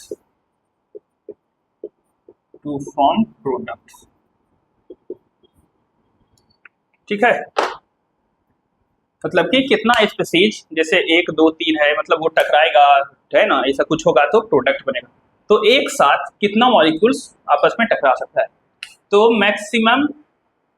maximum जो जनरली वैल्यू होता है इसका 3 होता है। ठीक है, 3 मॉलिक्यूल आपस में एक साथ अच्छे से कोलाइड कर सकता है। फिर चौथा आ जाएगा तो फिर तीसरा, ये 3 आपस में नहीं कर पाएगा तो मैक्सिमम 3 होता है। ठीक है, रेयर इसका वैल्यू 4 होता है। समझ में आया। अब यहाँ पर क्या है, यहाँ पर तो स्पीसीज टकरा रहा है, तो यहाँ पर तो या तो 1 होगा या तो 2 होगा या तो ऐसा, इसमें तो फ्रैक्शन, इसमें तो ऐसा नहीं होगा, एक मॉलिक्यूल और 1.5 मॉलिक्यूल टकरा रहा है। समझ में आ रहा है, तो ऐसा नहीं होगा, इसमें फ्रैक्शन में नहीं होगा। इसीलिए molecularity can not be, can't be negative, ये निगेटिव नहीं हो सकता है, कांट बी फ्रैक्शनल, ये फ्रैक्शन में भी नहीं हो सकता है, 1.2 2.4 ये सब नहीं हो सकता है, ऑर्डर ये सब हो सकता है। तब क्या होगा ये, तब ये होगा होल, ये होगा होल नंबर होगा। ठीक है, निगेटिव नहीं हो सकता है, ये 0 भी नहीं हो सकता है, नॉट इक्वल टू 0। ठीक है, तब क्या हो सकता है 1, हो सकता है 2, हो सकता है 3। अगर 1 होगा तो यूनिमॉलिक्यूलर रिएक्शन, 2 होगा तो बायोमॉलिक्यूलर रिएक्शन, 3 होगा तो ट्राइमॉलिक्यूलर रिएक्शन, टर्मॉलिक्यूलर रिएक्शन। समझ में आया। तो कभी कभी डिफरेंस पूछा जाता है ऑर्डर ऑफ रिएक्शन और मॉलिक्यूलरिटी ऑफ रिएक्शन। वो क्या था, वो फ्रैक्शनल हो सकता है, नेगेटिव पॉजिटिव इंटीजर फ्रैक्शन सब हो सकता है। ये नेगेटिव नहीं हो सकता है, 0 नहीं हो सकता है, ये 1 2 3 हो सकता है, 3 से ज्यादा भी नहीं हो सकता है। रेयर कभी कभी 4 हो सकता है। ठीक है, रेयर, RARE रेयर। चलो ठीक है, समझ में आ गया। क्यों, क्योंकि 3 से ज्यादा रिएक्टेंट स्पीसीज एक बार में अच्छे से कोलाइड कर नहीं सकेगा। ठीक है, अगर चौथा आएगा तो फिर इधर से एक निकल जाएगा, तो 3 ही एक साथ कर पाएगा, इसलिए मैक्सिमम इसका 3 होता है। ठीक है, एक बात और सुनो ध्यान से, इंपॉर्टेंट बात, it is applicable only for elementary reaction। Elementary reaction के लिए ही सिर्फ मॉलिक्यूलरिटी डिफाइन करते हैं। ठीक है, यहाँ पर नोट फॉर कॉम्प्लेक्स रिएक्शन के लिए सब चीज डिफाइंड, मॉलिक्यूलरिटी नहीं, सिर्फ ऑर्डर। समझ में आया।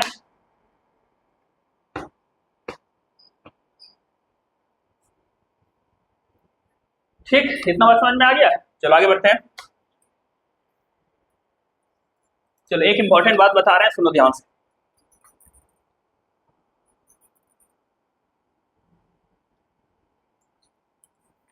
फॉर, ये लाइन इंपॉर्टेंट है, सुनना। फॉर एलिमेंट्री रिएक्शन के लिए, ठीक है, molecularity equal to order of reaction, molecularity of reaction equal to order of reaction.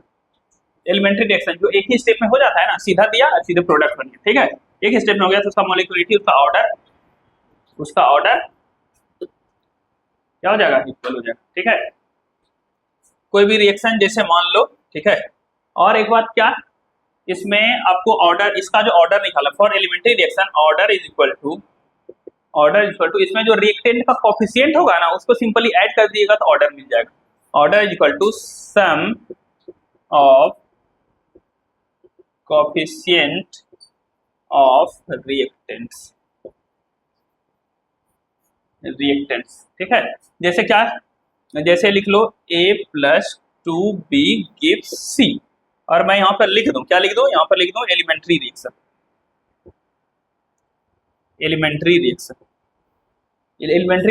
ठीक है। तो सबसे पहले इसने रेट लॉ इक्वेशन से क्या लिखेगा, इसका लिखेगा r इक्वल टू a, और a का पावर तो 1 ही जाएगा, है ना, 1, और b का कंसंट्रेशन b का पावर तो 2 जाएगा। ये रेट लॉ इक्वेशन से है। क्योंकि ये एलिमेंट्री रिएक्शन है तो एक्सपेरिमेंट भी करेंगे तो यही आ जाएगा। तो इसका ये जो है ये क्या हो गया, ये इसका दोनों चीज हो गया। मतलब ये कहाँ से लिखे आप, ये लिखे हैं किससे, लॉ ऑफ मास एक्शन से, लॉ ऑफ मास एक्शन से, लॉ ऑफ मास एक्शन भी सेम ही होगा और रेट लॉ इक्वेशन भी सेम ही होगा। रेट लॉ इक्वेशन समझ में आया।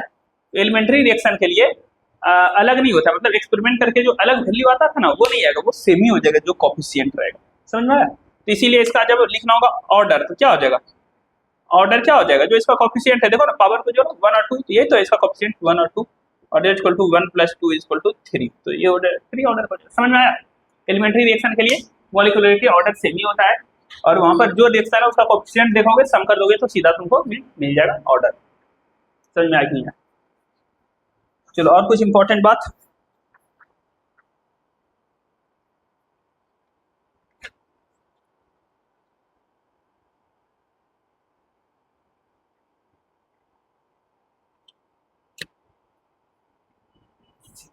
और कुछ बातें हैं, चलिए एक दो क्वेश्चन कर लें।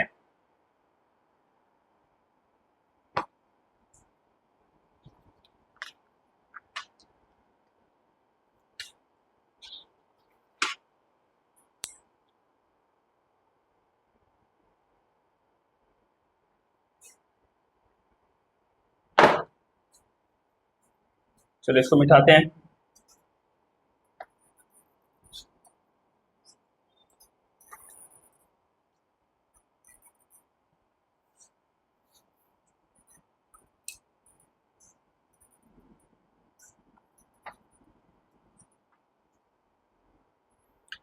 चलो एक बच गया, हाँ चलो ये ठीक है।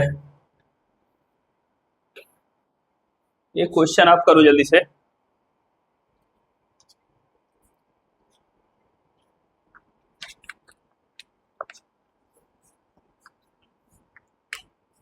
चलो दिया है तुम्हें dx बाय dt, रेट दिया है इक्वल टू k, a का पावर दिया है 0 और b का पावर 0.5, और b के कंसंट्रेशन का पावर दिया है 0.5, c के कंसंट्रेशन दिया हुआ है 0.5।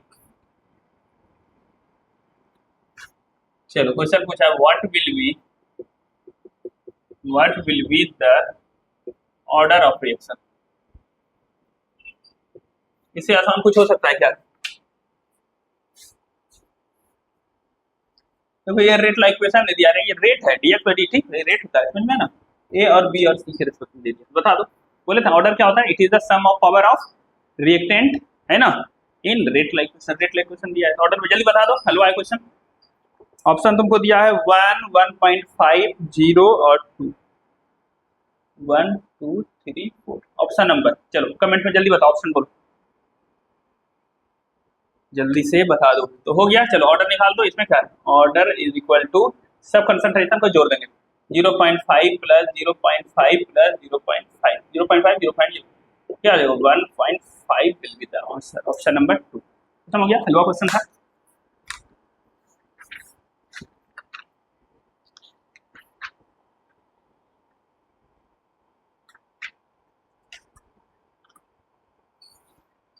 ठीक, चलो आगे बढ़ते हैं।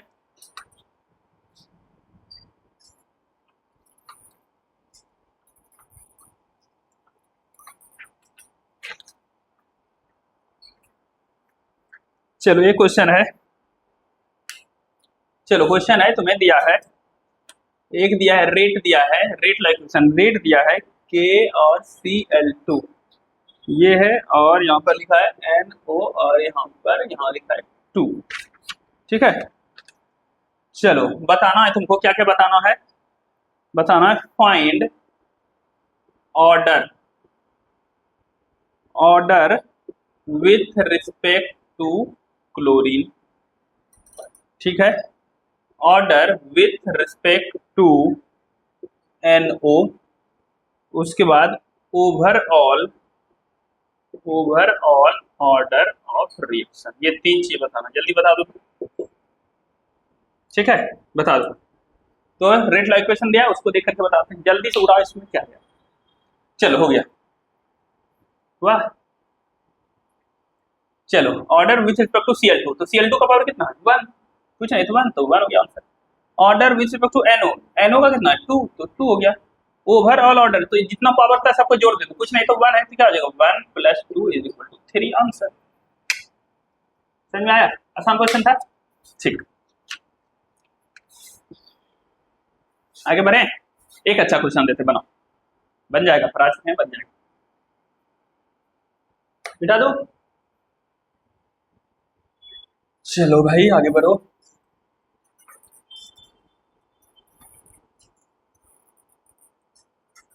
चलो क्वेश्चन क्या है,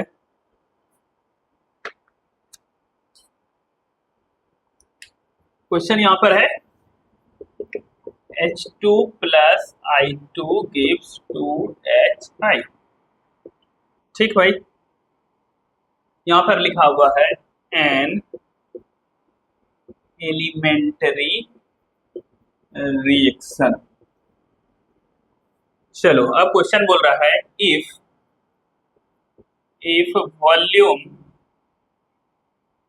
volume of container,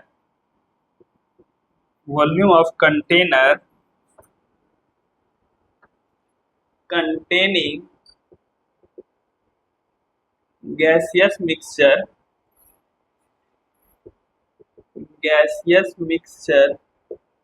is increased two times, then final rate of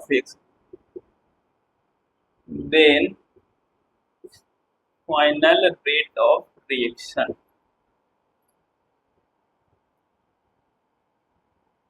becomes, final rate क्या हो जाएगा, option number 1 4 times, option number 2 1/4 times, option number 3 2 times, option number 4 1/2 times. चलो बनाओ, अच्छा क्वेश्चन बना दो, बना दो, आंसर कमेंट करो, देखते हैं किससे बनता है।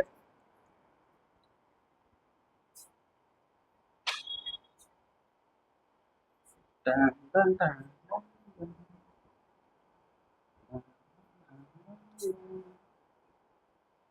दिमाग लगाना भाई,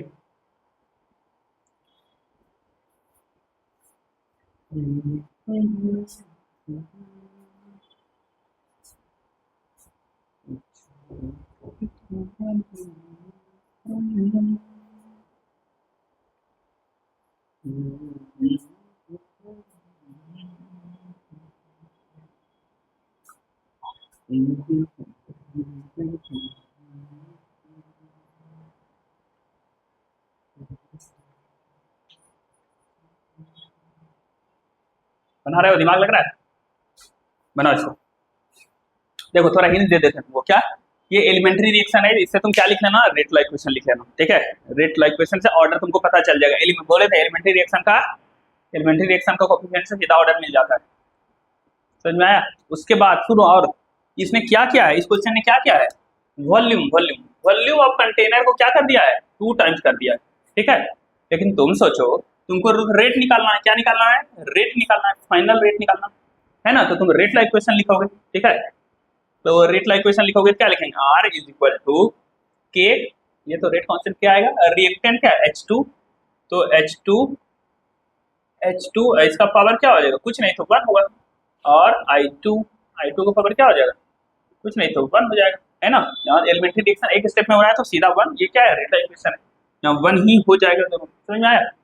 चूंकि देखो रेट निकालते तो यहाँ क्या है, कंसंट्रेशन टर्म है, ये सब क्या है, कंसंट्रेशन है ना। लेकिन कि तुमको यहाँ चेंज क्या किया, वॉल्यूम में चेंज किया, समझ में आया।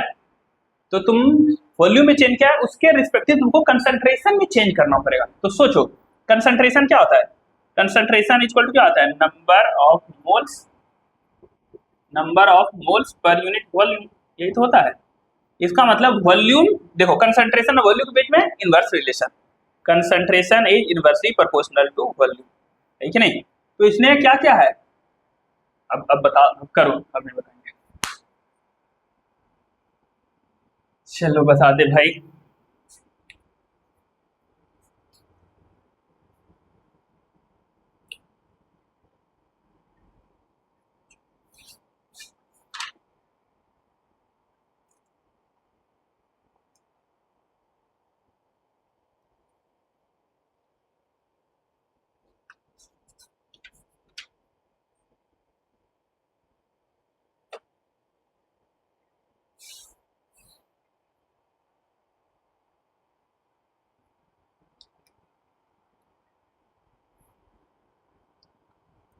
चलो बता देते हैं हम, ठीक है, हो गया होगा।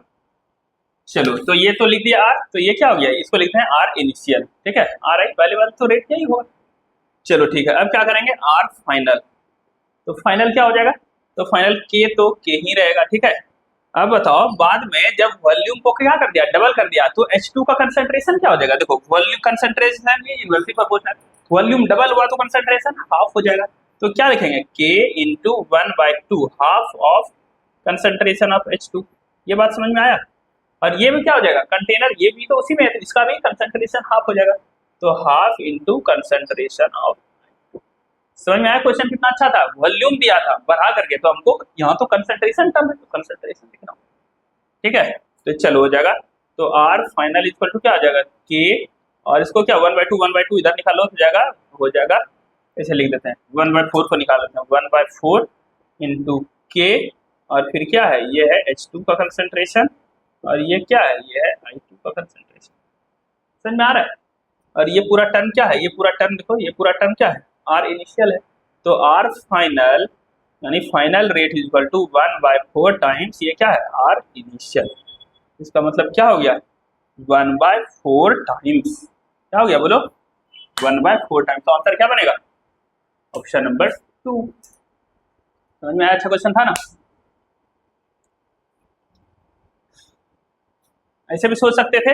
अब देखो इसको शॉर्ट में कैसे करते हैं, ठीक है, इस क्वेश्चन को शॉर्ट में कैसे करते हैं, जो स्मार्ट स्टूडेंट है वो कैसे करेगा। अच्छा वो सोचेगा, ओके अब के सर क्या कर दिए आप। अच्छा सबसे पहले वो देखा एलिमेंट्री रिएक्शन, अच्छा एलिमेंट्री रिएक्शन सर इसका भी रिएक्टेंट का कुछ नहीं, कोफिशिएंट 1 कोफिशिएंट 1, अच्छा 1 1 जोड़ दिया 2, तो ऑर्डर क्या हो गया, जल्दी से सर बता दीजिए, जल्दी से बताओ ऑर्डर क्या हो गया, तो ऑर्डर हो गया इसका, ऑर्डर हो गया 2, समझ में आ गया। इसका मतलब ऑर्डर 2 हो गया का मतलब क्या हुआ, ऑर्डर 2 का मतलब होता है rate is directly proportional to concentration का पावर 2, है ना, ऑर्डर 2 का मतलब कंसंट्रेशन के 2 पावर पर डिपेंड करता है। अब सोचो अब क्या हुआ, वॉल्यूम बढ़ा, वॉल्यूम बोलो, वॉल्यूम बढ़ा तो कंसंट्रेशन, वॉल्यूम डबल हुआ तो कंसंट्रेशन हाफ हुआ, कंसंट्रेशन कितना हो गया, वॉल्यूम क्या हुआ डबल, तो कंसंट्रेशन क्या हुआ हाफ, है ना। और ये एलिमेंट्री रिएक्शन है, तो बताओ कौन सा ऑर्डर 2, तो 2 का कर दो पावर, तो 1/4, तो 1/4 आंसर, ये सब करने की कोई जरूरत नहीं है। समझ में आया, समझ में आया कि नहीं आया, फिर से देखो क्या एलिमेंट्री रिएक्शन है, सबसे पहले ऑर्डर पता किया 1 और 1 2, ठीक है, तो इसका मतलब कंसंट्रेशन का पावर टोटल 2 होना है ना। अब कंसंट्रेशन हो क्या रहा है, वॉल्यूम डबल, तो कंसंट्रेशन हाफ, हाफ हुआ। अब पावर देख लेते हैं, पावर 2 है तो हाफ को पावर 2 कर दिए, तो 4 हाफ का पावर 2, तो 1/4, तो हो गया आंसर 1/4 टाइम। समझ में आया, चलो ठीक, बिठा दें इसको।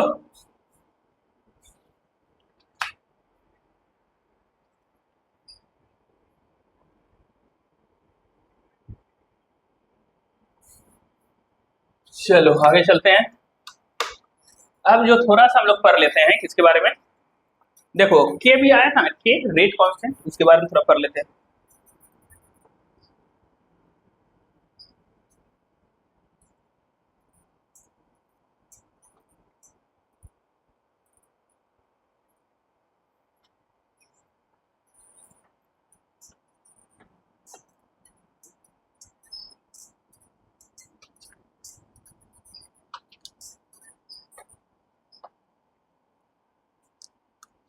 चलो देखो, ओके अब देखो जैसे यहाँ पर लिखते हैं फॉर फर्स्ट, और पहले लिखते हैं for for zero order reaction, for zero order reaction.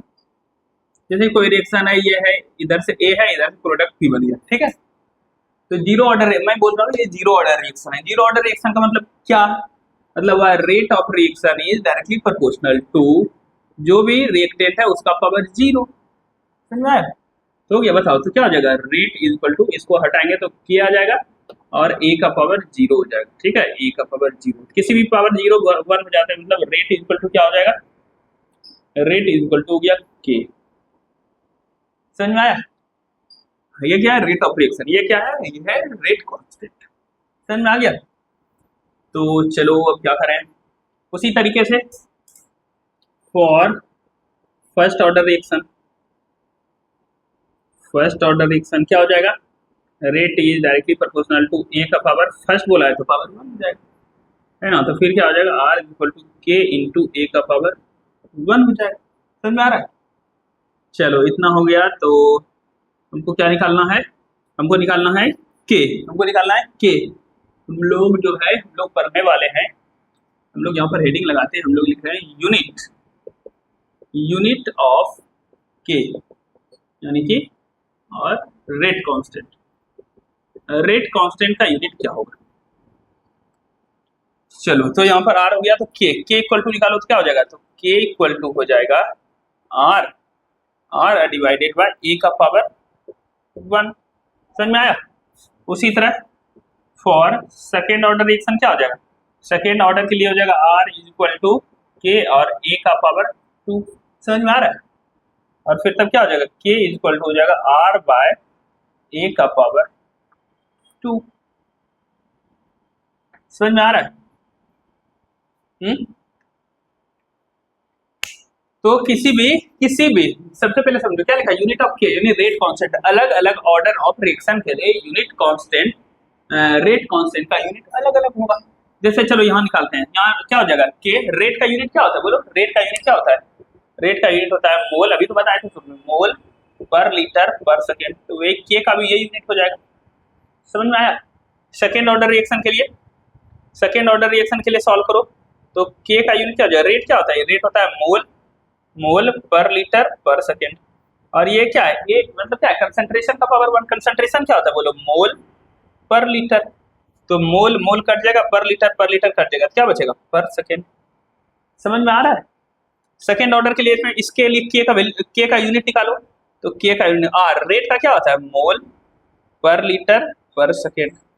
समझ में आया? और ये क्या है, ये कंसंट्रेशन है, कंसंट्रेशन क्या होता है, मोल पर लीटर, लेकिन इसका पावर टू है तो मोल का टू और इसका माइनस टू हो जाएगा। समझ में आया? तो इसको सॉल्व करोगे तो क्या हो जाएगा, अच्छा नहीं दिख रहा है, दिख रहा है?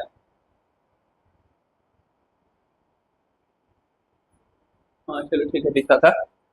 चलो इसको सॉल्व करोगे तो क्या हो जाएगा, इसको सॉल्व, मोल ऊपर चला जाएगा, माइनस टू हो जाएगा, और यहाँ वन है, क्या हो जाएगा, मोल इनवर्स हो जाएगा। लीटर क्या है, पर लीटर, माइनस टू ऊपर जाएगा, प्लस टू, क्या हो जाएगा, मोल पर लीटर और पर मोल लीटर पर सेकेंड हो जाएगा। मोल ऊपर चला जाएगा तो मोल पर मोल हो जाएगा टू, और यहाँ माइनस टू और प्लस वन, तो माइनस वन, और क्या हो जाएगा, ये टू और तो लीटर और लीटर। समझ में आया? समझ में आया कि नहीं आया? अब हम लोग क्या करने वाले हैं, यूनिट के लिए एक कॉमन टर्म यूज करने वाले हैं। हमको नहीं पता फर्स्ट ऑर्डर है कि सेकेंड ऑर्डर है कि थर्ड ऑर्डर, पता ही नहीं है हमको। समझ में आया ना? तो अब रट लो, फर्स्ट जीरो, फर्स्ट सेकेंड का तो रट ही लो। जीरो ऑर्डर के लिए क्या होता है, रेट कांस्टेंट का यूनिट वही जो रेट का हो जाता है ना, क्या, मोल पर लीटर पर सेकेंड। फर्स्ट ऑर्डर का सबसे इंपॉर्टेंट, एकदम आसान, खाली पर सेकेंड और कुछ नहीं बचता, पर सेकेंड। और सेकेंड ऑर्डर के लिए पर मोल लीटर पर सेकेंड, पर मोल लीटर पर सेकेंड। समझ में आ गया? चलो कॉमन,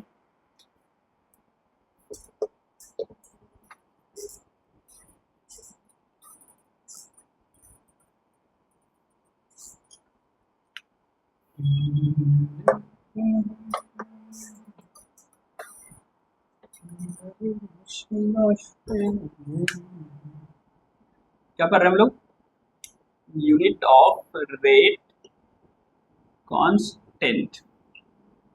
चलो देखो कोई भी है, ए है और इससे बन रहा है प्रोडक्ट पी।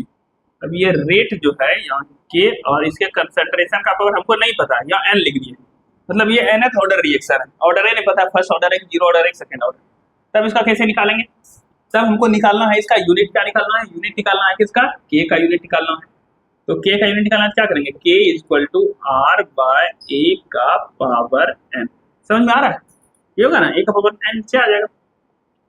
यूनिट लिखो रेट का, मोल पर लीटर पर सेकेंड।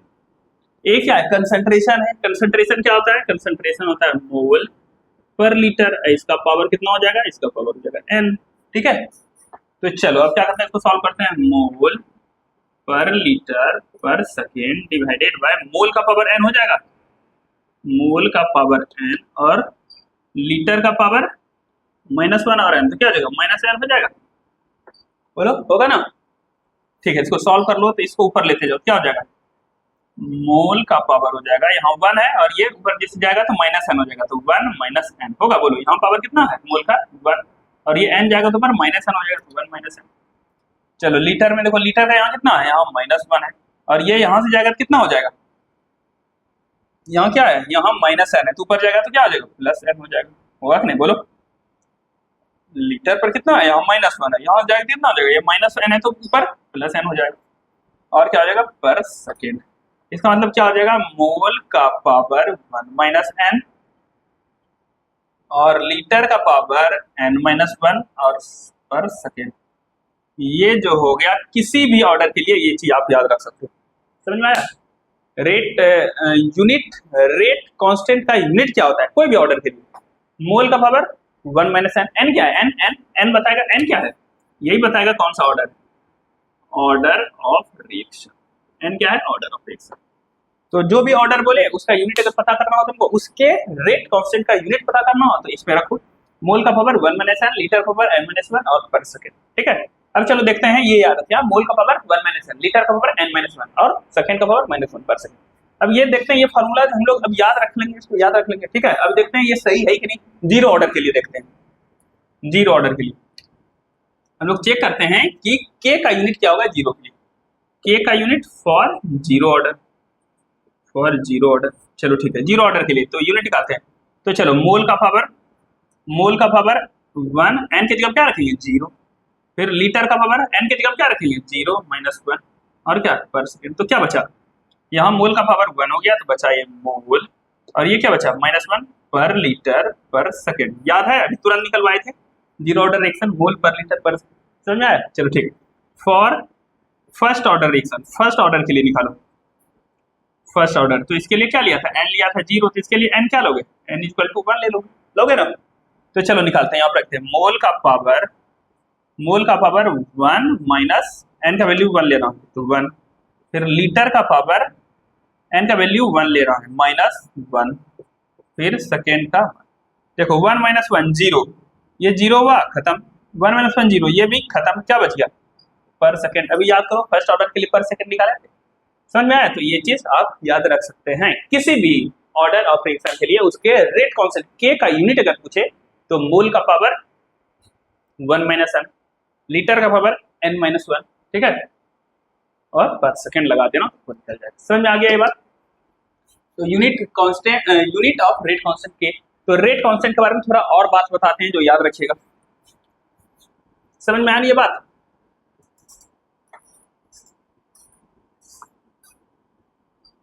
कुछ लिखना था क्या, ठीक,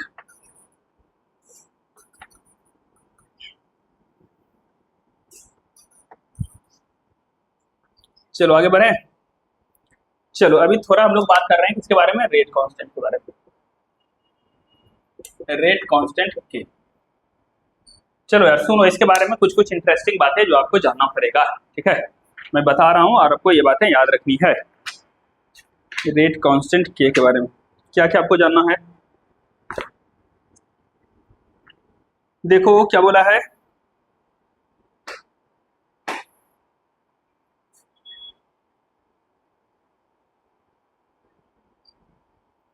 तो के, देखो कोई भी रिएक्शन का अगर रेट ज्यादा होगा, फास्ट ज्यादा होगा, उसका के का वैल्यू भी ज्यादा होगा, है ना। क्योंकि क्या होता था, आर इज इक्वल टू क्या, आर इज इक्वल टू के और ए का कुछ पावर होता है।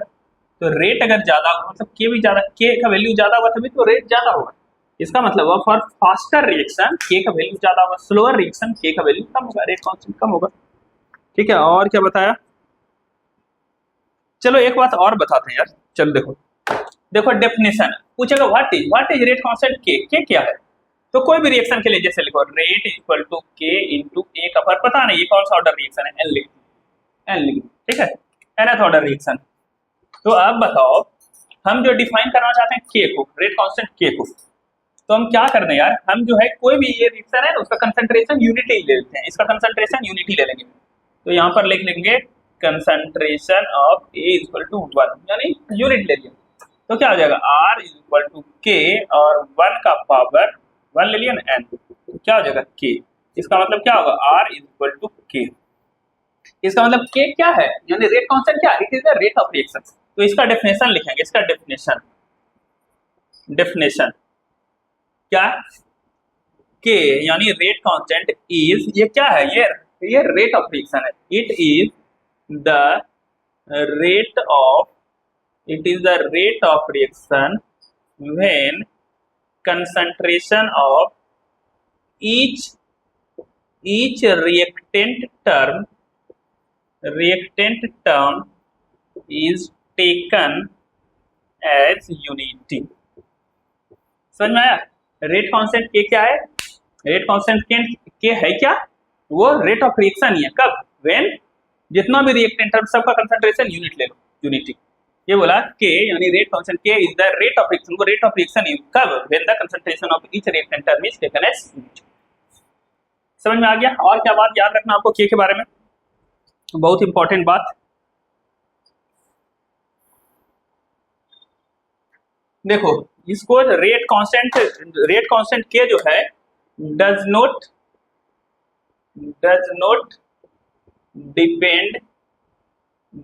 Depend on concentration of reactant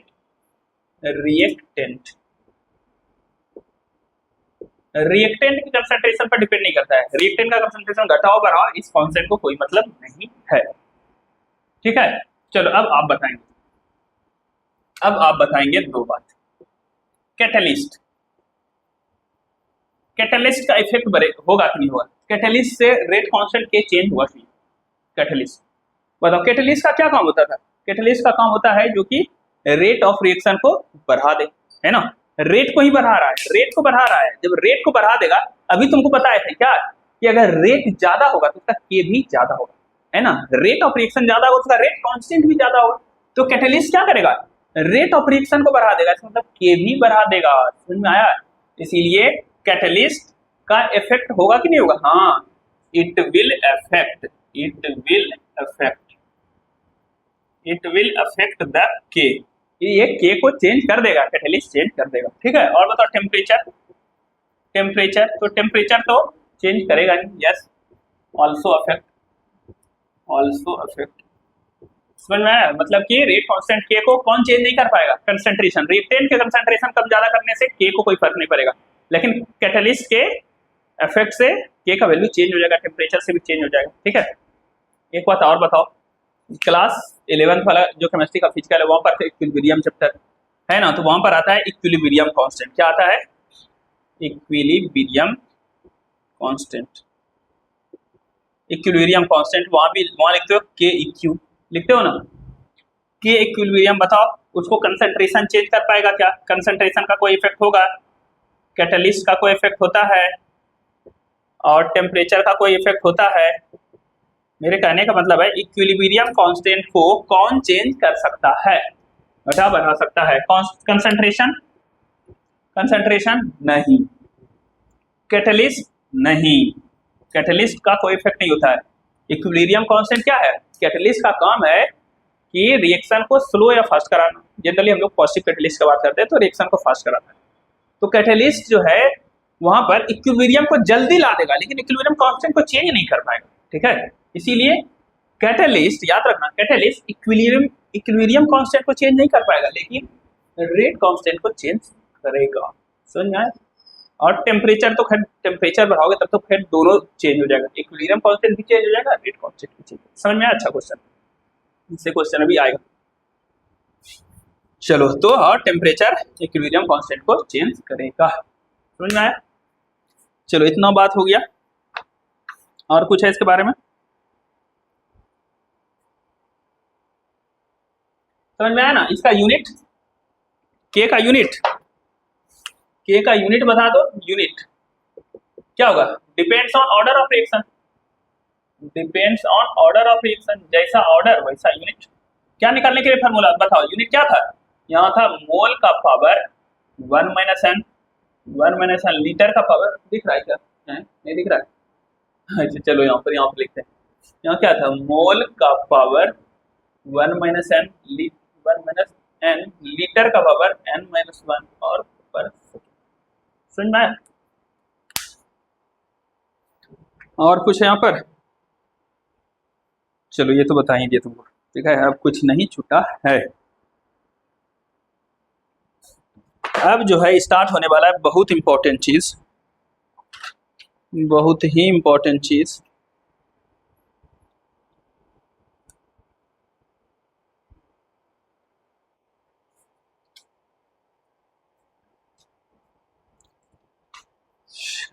इतने समझ में आया? बताओ। मेहनत तो करना पड़ेगा बाबू, ठीक है। समझ में आ रहा है कि ये बता दो, उसके बाद क्वेश्चन प्रैक्टिस करवाएंगे और फिर अपने से क्वेश्चन प्रैक्टिस नहीं काफी बाइकों करना, सब क्वेश्चन बनेगा गारंटी, ठीक है। चलो इतना हटाते हैं। अब हम लोग पढ़ेंगे इंटीग्रेटेड रेट इक्वेशन।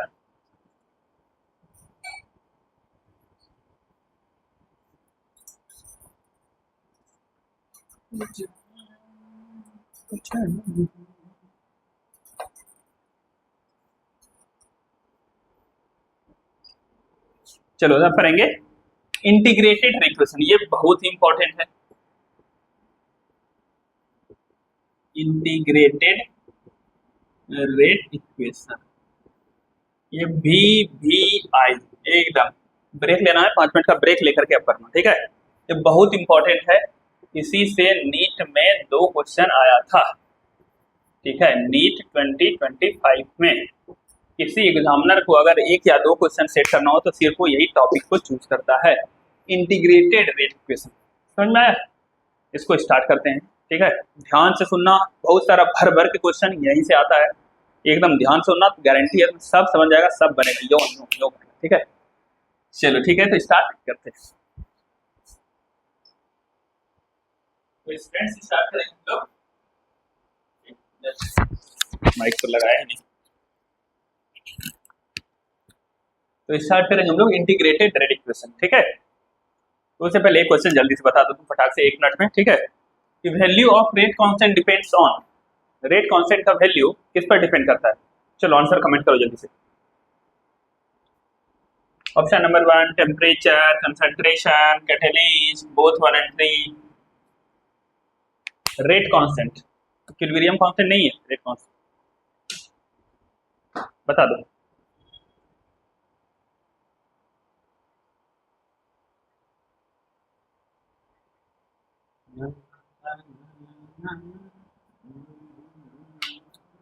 आया आंसर? चलो देखो अभी तुरंत बताया था क्या, रेट कांस्टेंट टेम्परेचर तो चेंज कर ही सकता है, कंसंट्रेशन पे रेट कांस्टेंट डिपेंड नहीं करता है, कैटलिस्ट भी कर सकता है, इसलिए आंसर वो होगा option number 4 will be the correct answer. समझ में आया? चलो अब स्टार्ट करते हैं हम लोग इंटीग्रेटेड रेट इक्वेशन। क्या स्टार्ट करेंगे? इंटीग्रेटेड रेट इक्वेशन एक एक करके देखेंगे।